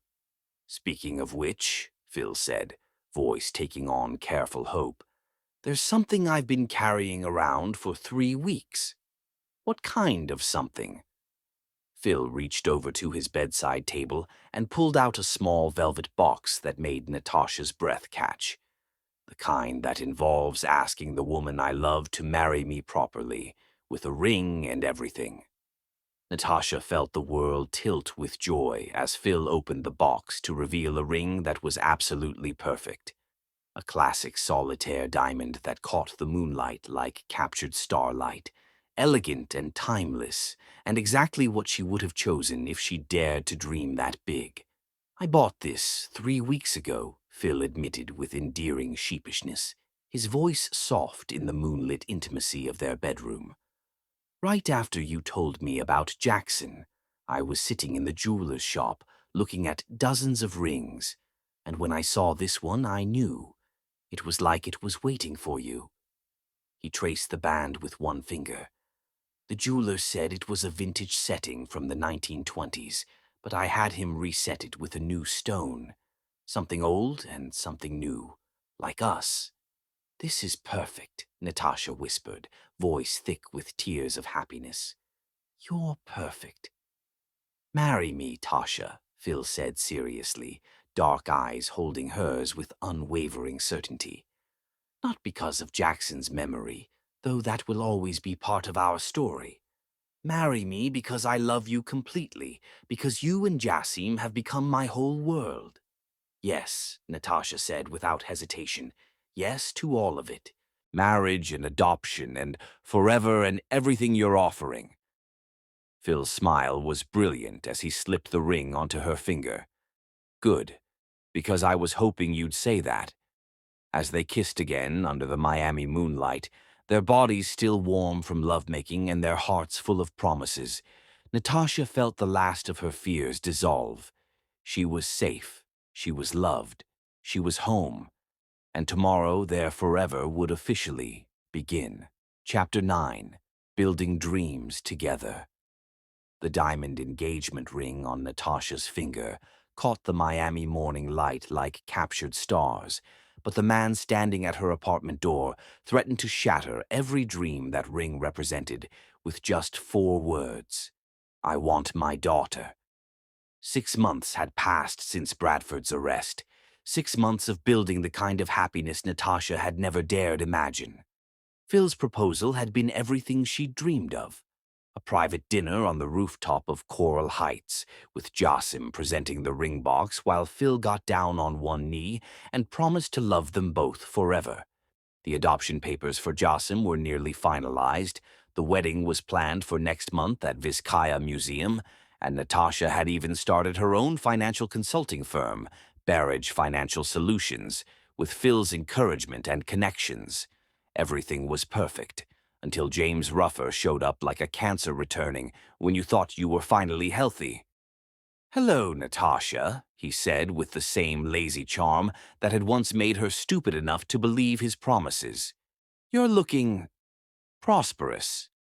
James looked exactly the same, sandy hair that never quite stayed neat, green eyes that catalogued everything with calculating precision, and casual arrogance that came from skating through life on charm and other people's generosity. He was also supposed to be in California, where he'd moved after making it clear that fatherhood held no appeal.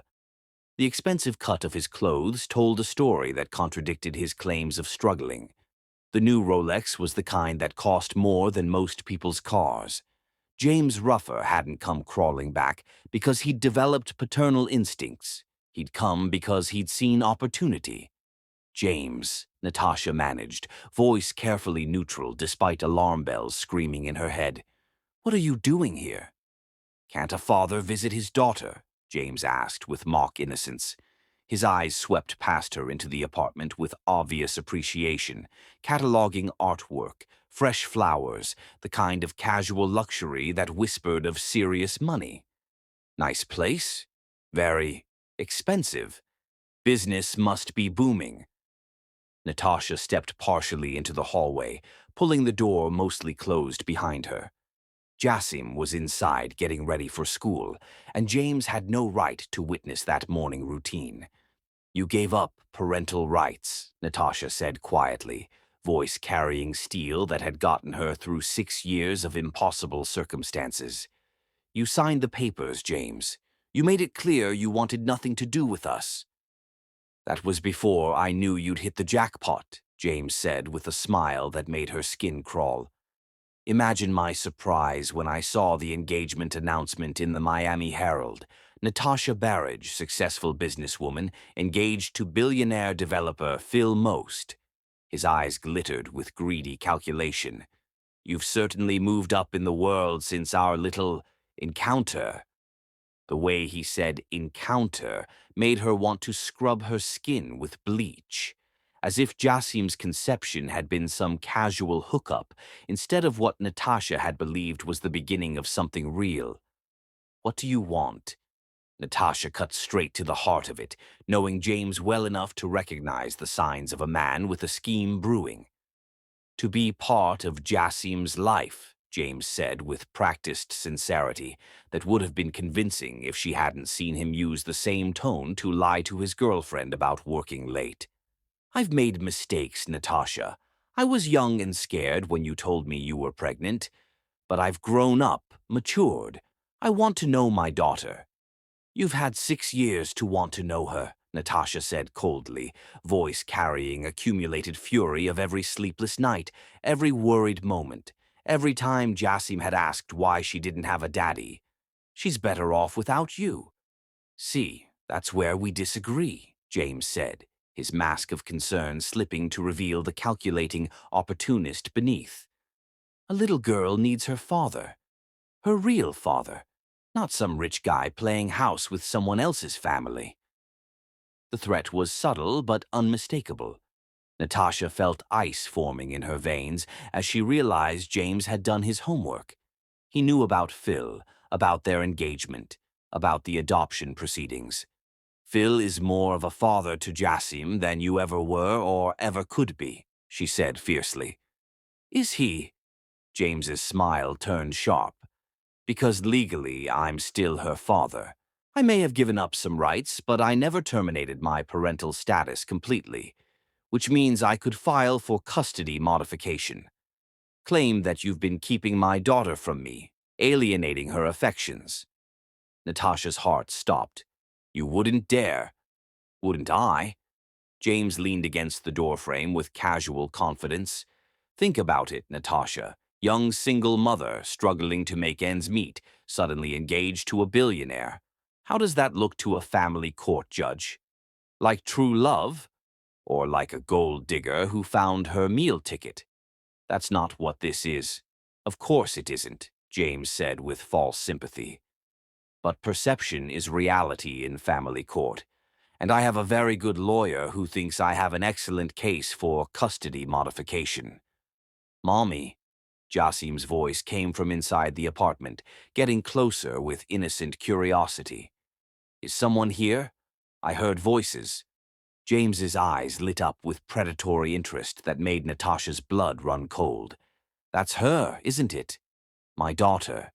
She sounds older, more articulate. I'd love to meet her properly. You need to leave, Natasha said urgently, panic clawing at her throat. Now, before she sees you. Actually, I think I'd like to introduce myself, James said, stepping closer to the door with entitlement that belonged to men who'd never been told no. After all, a father has rights. Over my dead body, a cold voice said from behind James, carrying quiet menace that made grown men reconsider their life choices.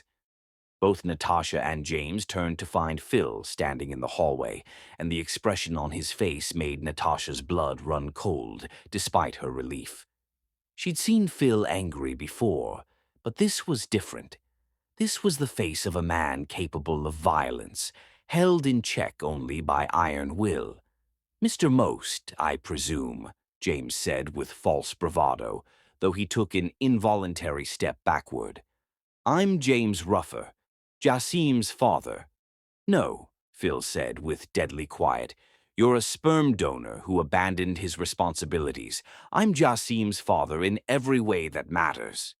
Legally, you're about to find yourself in a world of trouble if you don't get away from my family right now, Phil interrupted, voice carrying authority that had built empires and destroyed competitors. James's mask finally slipped completely, revealing the desperate opportunist beneath. Look, this doesn't have to get ugly. I'm a reasonable man, and I understand that everyone has interests to protect. A man in my position has expenses, debts that need settling. Maybe we could work out some kind of arrangement. Ah, Phil said with satisfaction, there it is. You're not here for Jassim. You're here for money. I'm here for my daughter, James insisted, but his eyes darted nervously like a cornered animal. Though I suppose if someone wanted to make this transition easier for everyone involved. How much? Phil asked bluntly, voice carrying businesslike efficiency. Phil, no, Natasha said quickly, every instinct screaming against rewarding extortion. We don't negotiate with people who threaten children. How much? Phil repeated, eyes never leaving James's face. James licked his lips, scenting victory despite the obvious danger. 2 million, cash, and I'll sign whatever papers you want. Disappear forever. Done, Phil said without hesitation, voice carrying casual tone most people used to discuss dinner plans. Phil, Natasha stared at him in shock.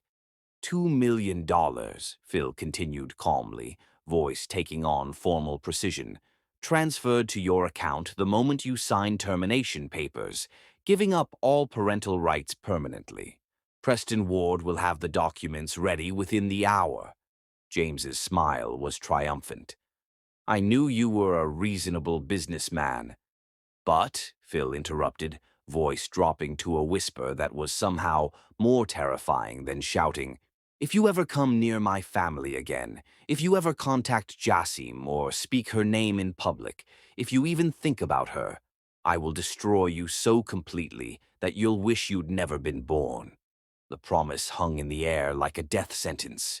James swallowed hard, finally recognizing that he was dealing with a predator far more dangerous than himself.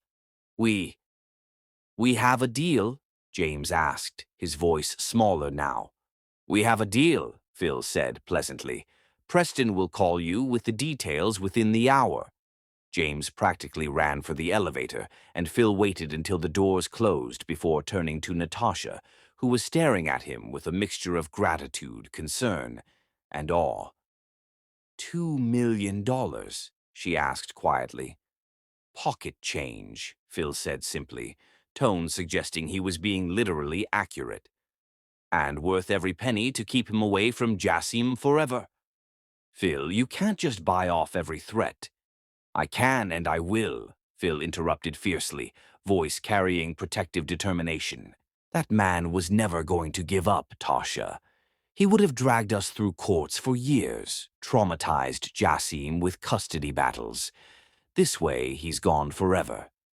Mommy. Jassim's voice came through the door, closer now and tinged with concern. Can I come out now? I heard Uncle Phil's voice. Phil and Natasha exchanged a look, silent communication that spoke to the depth of understanding they'd developed. Come on out, Princess, Phil called. Uncle Phil brought those chocolate croissants from that bakery you love. Jassim burst through the door and launched herself into Phil's arms with complete trust. Did the scary man leave?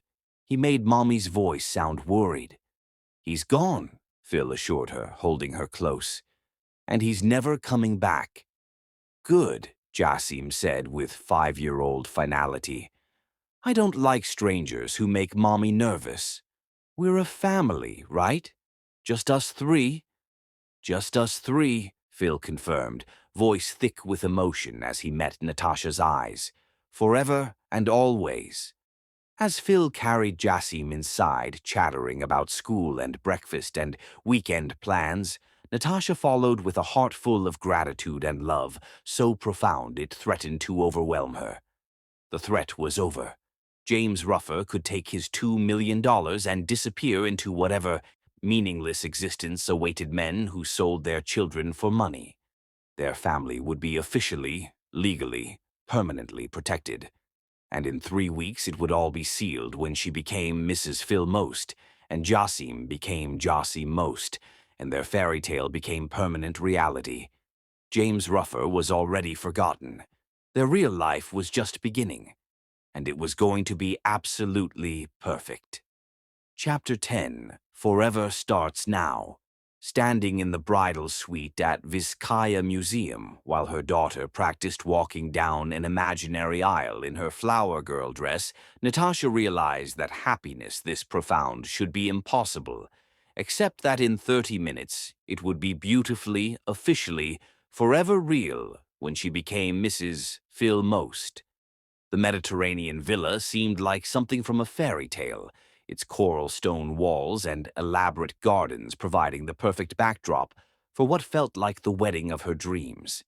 Through the tall windows, she could see Biscayne Bay sparkling in the late afternoon light, sailboats dotting the water like white butterflies. Mommy, you look like a princess, Jassim announced, spinning in her powder blue dress with uninhibited joy.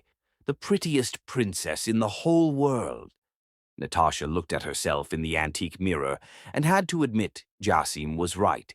The wedding dress Phil had commissioned from a New York designer was a masterpiece of ivory silk and Alençon lace that made her feel like royalty. The Barrage family pearls, rescued from a pawn shop years ago and reset by Miami's finest jeweler as Phil's wedding gift, glowed against her throat like captured moonlight. "You clean up nice, girl," said Florissa, Natasha's cousin and maid of honor, adjusting the cathedral-length veil with hands that trembled with emotion. At 45, Florissa had helped raise Natasha after their parents died, and seeing her little cousin in a designer wedding dress was almost more than her heart could handle. "Though I gotta say, I never thought I'd see the day when you'd let a man take care of you like this." "He's not taking care of me," Natasha corrected softly, watching Jassim practice her flower-throwing technique. "We're taking care of each other. There's a difference." "Uh-huh." Wilma, Natasha's other cousin and bridesmaid, grinned from her perch by the window. "That's why he paid off your student loans, bought you a building for your business, and just finalized those adoption papers yesterday." Yesterday. Natasha's heart still skipped when she remembered Preston Ward calling to confirm that Jassy Most was now legally, officially, completely Phil's daughter.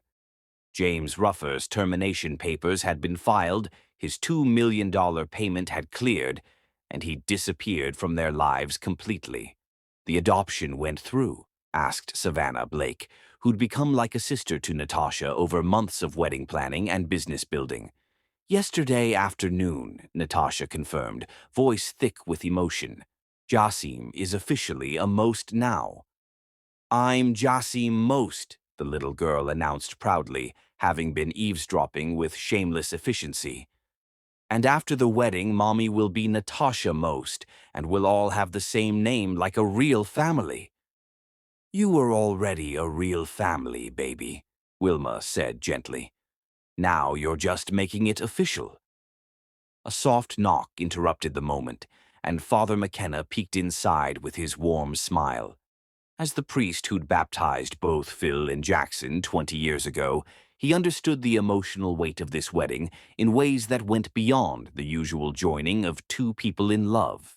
"Ladies, it's time," he said gently, his Irish accent softened by decades in South Florida.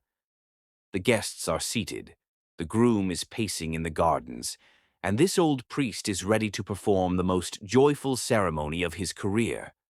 Natasha's stomach fluttered with nervous excitement. 200 guests were waiting in Vizcaya's formal gardens, business associates, friends, the small family of people who'd chosen to love each other despite having no blood ties. "Is Uncle Phil nervous?" Jassim asked with 6-year-old curiosity. "Very nervous," Savannah confirmed with amusement. "He keeps asking if your mommy might change her mind and run away." "That's silly," Jassim giggled. "Mommy loves Uncle Phil. She told him so every day for months." "Out of the mouths of babes," Florissa murmured, giving Natasha one final hug. "Ready to go get your happily ever after." Natasha looked around the room at the women who'd helped her reach this moment, her cousins who'd supported her through every struggle, Savannah who'd become like the sister she'd never had, and most importantly, Jassim, whose unconditional love had made her brave enough to accept the love Phil offered. "Ready," she said with certainty that surprised her with its strength. The formal gardens at Vizcaya had been transformed into something from a fairy tale. White roses and gardenias created an archway that framed the altar, their perfume mingling with the salt breeze to create an atmosphere that felt both elegant and natural.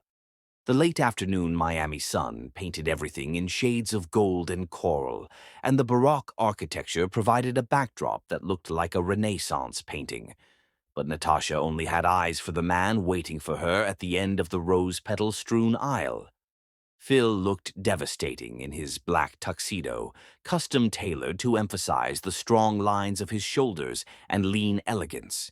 His dark hair was perfectly styled despite what Savannah had described as a morning of nervous fidgeting, and when their eyes met across the distance separating them, his smile was brilliant enough to power the entire city. He pressed his hand to his heart in the gesture that had become their private signal, a reminder of the day she'd first seen him as more than just her landlord. The string quartet began the processional, and Florissa and Wilma walked down the aisle with grace befitting such an elegant occasion. The music was Pachelbel's canon, arranged with Latin guitar that honored Miami's cultural heritage and made the familiar melody feel fresh and personal. Then came Jassim, her little face serious with concentration as she scattered rose petals with careful precision, pausing every few steps to wave at guests who cooed over her adorable performance. She wore the powder blue dress Phil had commissioned from the same designer, with tiny pearls embroidered along the bodice that caught the light like dewdrops. Finally, Wagner's wedding march began, and Natasha stepped onto the aisle alone. She'd chosen to walk herself down the aisle rather than ask one of her cousins to stand in for the father she'd lost so young, carrying the memory of both her parents and Jackson in her heart, since they couldn't be there to witness this moment. But as she moved toward Phil, she felt their presence like warm embraces, and she could have sworn she heard Jackson's voice whispering that he was proud of the woman she'd become, proud of the man she'd chosen, proud of the family they were creating from love and loss, and beautiful recognition that some things were always meant to be. Phil's eyes never left her face as she walked toward him, and she could see the moment he recognized her mother's pearls at her throat. His smile became even more radiant, and when she finally reached the altar, he took her hands with reverence usually reserved for priceless artifacts. "You're so beautiful," he whispered, just for her ears. "You clean up pretty well yourself," she whispered back, making him laugh with pure joy. Father McKenna cleared his throat with gentle authority. "Dearly beloved, we are gathered here today in this place of beauty and history to witness the union of Philip Most and Natasha Barrage in holy matrimony." The ceremony passed in a blur of perfect moments that felt like scenes from the most beautiful dream she'd never dared to have.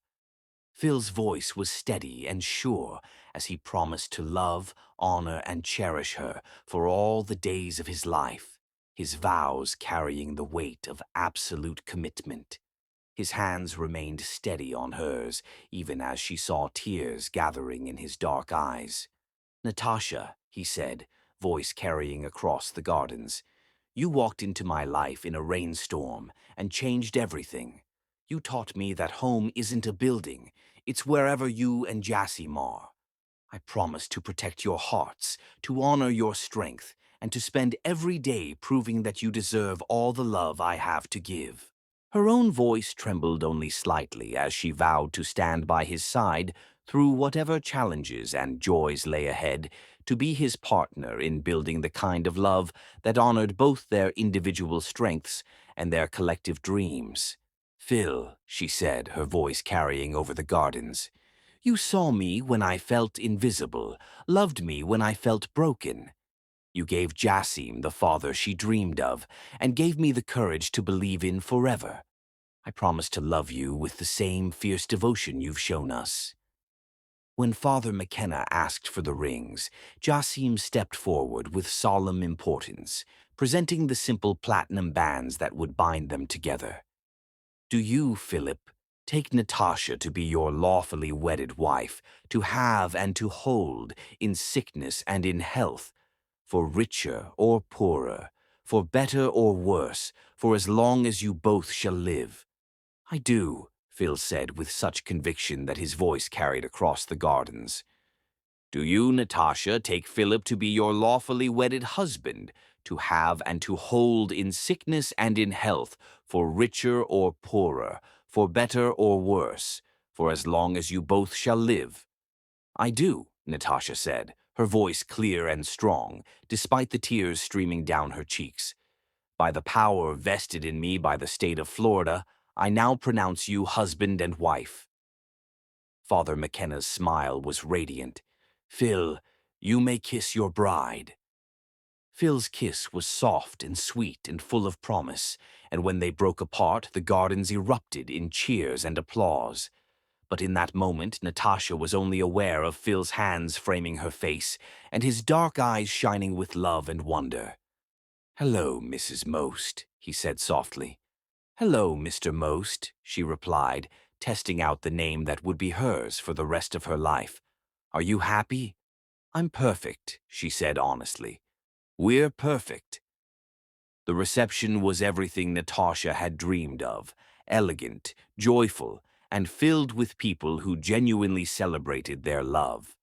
The dinner was prepared by a chef Phil had flown in from New Orleans, featuring sophisticated French technique applied to fresh Florida seafood, Cuban-inspired dishes that honored Miami's heritage, and desserts that made Jassim clap with delight. The ballroom at Vizcaya had been transformed with thousands of white orchids and soft golden lighting that made everyone look beautiful. Tables were set with vintage china and crystal that caught the candlelight like stars, while a jazz trio played softly in the background, the same musicians who'd performed at Jackson's favorite Miami Beach Club, Phil's subtle tribute to the friend who'd brought them together. The first dance was to At Last by Etta James, performed live by a singer whose voice carried all the joy and longing the lyrics promised. As Phil spun her around the dance floor with practiced ease, Natasha felt like she was floating, weightless with happiness that seemed too perfect for the real world. This was her life now, dancing with her husband while their daughter giggled from the sidelines, surrounded by people who'd chosen to love them. "Penny for your thoughts," Phil murmured against her ear. "Just thinking about how far we've come," Natasha said, watching Jassim teaching some of Phil's business associates how to properly execute a twirl. "A year ago, I was a struggling single mother who could barely afford bus fare. Now I'm married to the most wonderful man in the world." "Our daughter," Phil repeated with satisfaction that never diminished. "I love the sound of that." "She loves you so much," Natasha said, voice thick with emotion. "You've given her something I never could alone, the security of knowing she's completely wanted and protected." "You gave her that first," Phil corrected. "You loved her enough to fight for her every single day. I just added my love to yours." As the song ended, Jassim ran onto the dance floor and threw her arms around both of them. "Family hug," she announced, and suddenly they were surrounded by warm embraces of their chosen family, Floresa and Wilma, Savannah and Preston, even some of Phil's business associates who'd been charmed by their love story. The evening continued with toasts that made everyone laugh and cry, dancing that lasted until the stars came out over Biscayne Bay, and joy that felt too large for any single moment to contain. When the last guests departed with promises to see them after their honeymoon in Tuscany, Phil and Natasha stood on Vizcaya's terrace with Jassim between them, looking out over the Miami skyline that sparkled like a promise. "What now?" Natasha asked, leaning against Phil's shoulder while Jassim dozed in his arms. "Now we live happily ever after," Phil said simply. "We watch Jassim grow up strong and smart and beautiful like her mother. We build our businesses and our family and our love. We honor Jackson's memory by living the life he would have wanted for all of us. And we never take any of it for granted," Natasha added softly. "Never," Phil agreed, pressing a kiss to her head. "Though I have a feeling Jackson's going to make sure we remember to appreciate what we have." "How?" Phil smiled, eyes soft with love and mischief and wonder. "Let's just say I have it on good authority that this family might be getting bigger in the not-too-distant future." Natasha looked up at him in surprise. "Phil Most, are you telling me you want more children?" "I'm telling you that I want everything with you," he said seriously. "More children, more adventures, more quiet Sunday mornings and chaotic holiday dinners. I want to grow old with you and spoil our grandchildren and still be holding your hand when we're 90. "That sounds perfect," Natasha said, her heart so full she thought it might overflow. "Absolutely perfect." As they carried their sleeping daughter toward the car that would take them home to the life they'd built together, Natasha felt the final piece of her broken heart heal completely. She was home. They were home, and their forever had officially begun. Epilogue. 1 year later, the pregnancy test showed 2 pink lines, and as Natasha stared at it with wonder and joy, she heard Phil's key in the lock of their new house on Key Biscayne, the one they'd built together with panoramic views of the bay and enough rooms for the family they were planning. Jassim was at her first sleepover, which meant they had the evening to themselves. Perfect timing for sharing the news that their family was about to grow. "Tasha?" Phil's voice carried up the stairs. "I'm home." "Up here," she called, hiding the test behind her back as his footsteps approached their bedroom. "How was your day?" he asked, wrapping his arms around her from behind. "You look like you have a secret." "I do," she said, turning in his arms with a smile that made his eyes light up. "Good secret or earth-shattering secret?" "The best secret," she said, pulling out the pregnancy test. "We're having a baby." Phil's expression cycled through surprise, wonder, and pure joy before settling on happiness that made her fall in love with him all over again. "Really?" he asked, voice rough with emotion. "Really?" Phil swept her off her feet and spun her around their bedroom, both of them laughing with joy that came from dreams expanding beyond anything they'd imagined. "I love you," he said against her lips. "I love you too," she replied. "Our whole beautiful, growing family." Outside their windows, Miami sparkled in the afternoon sun like a jeweled promise. And somewhere in the warm breeze, Natasha could have sworn she heard Jackson's laughter on the wind, finally at peace, knowing his family was exactly where they belonged. Home. Together. Forever.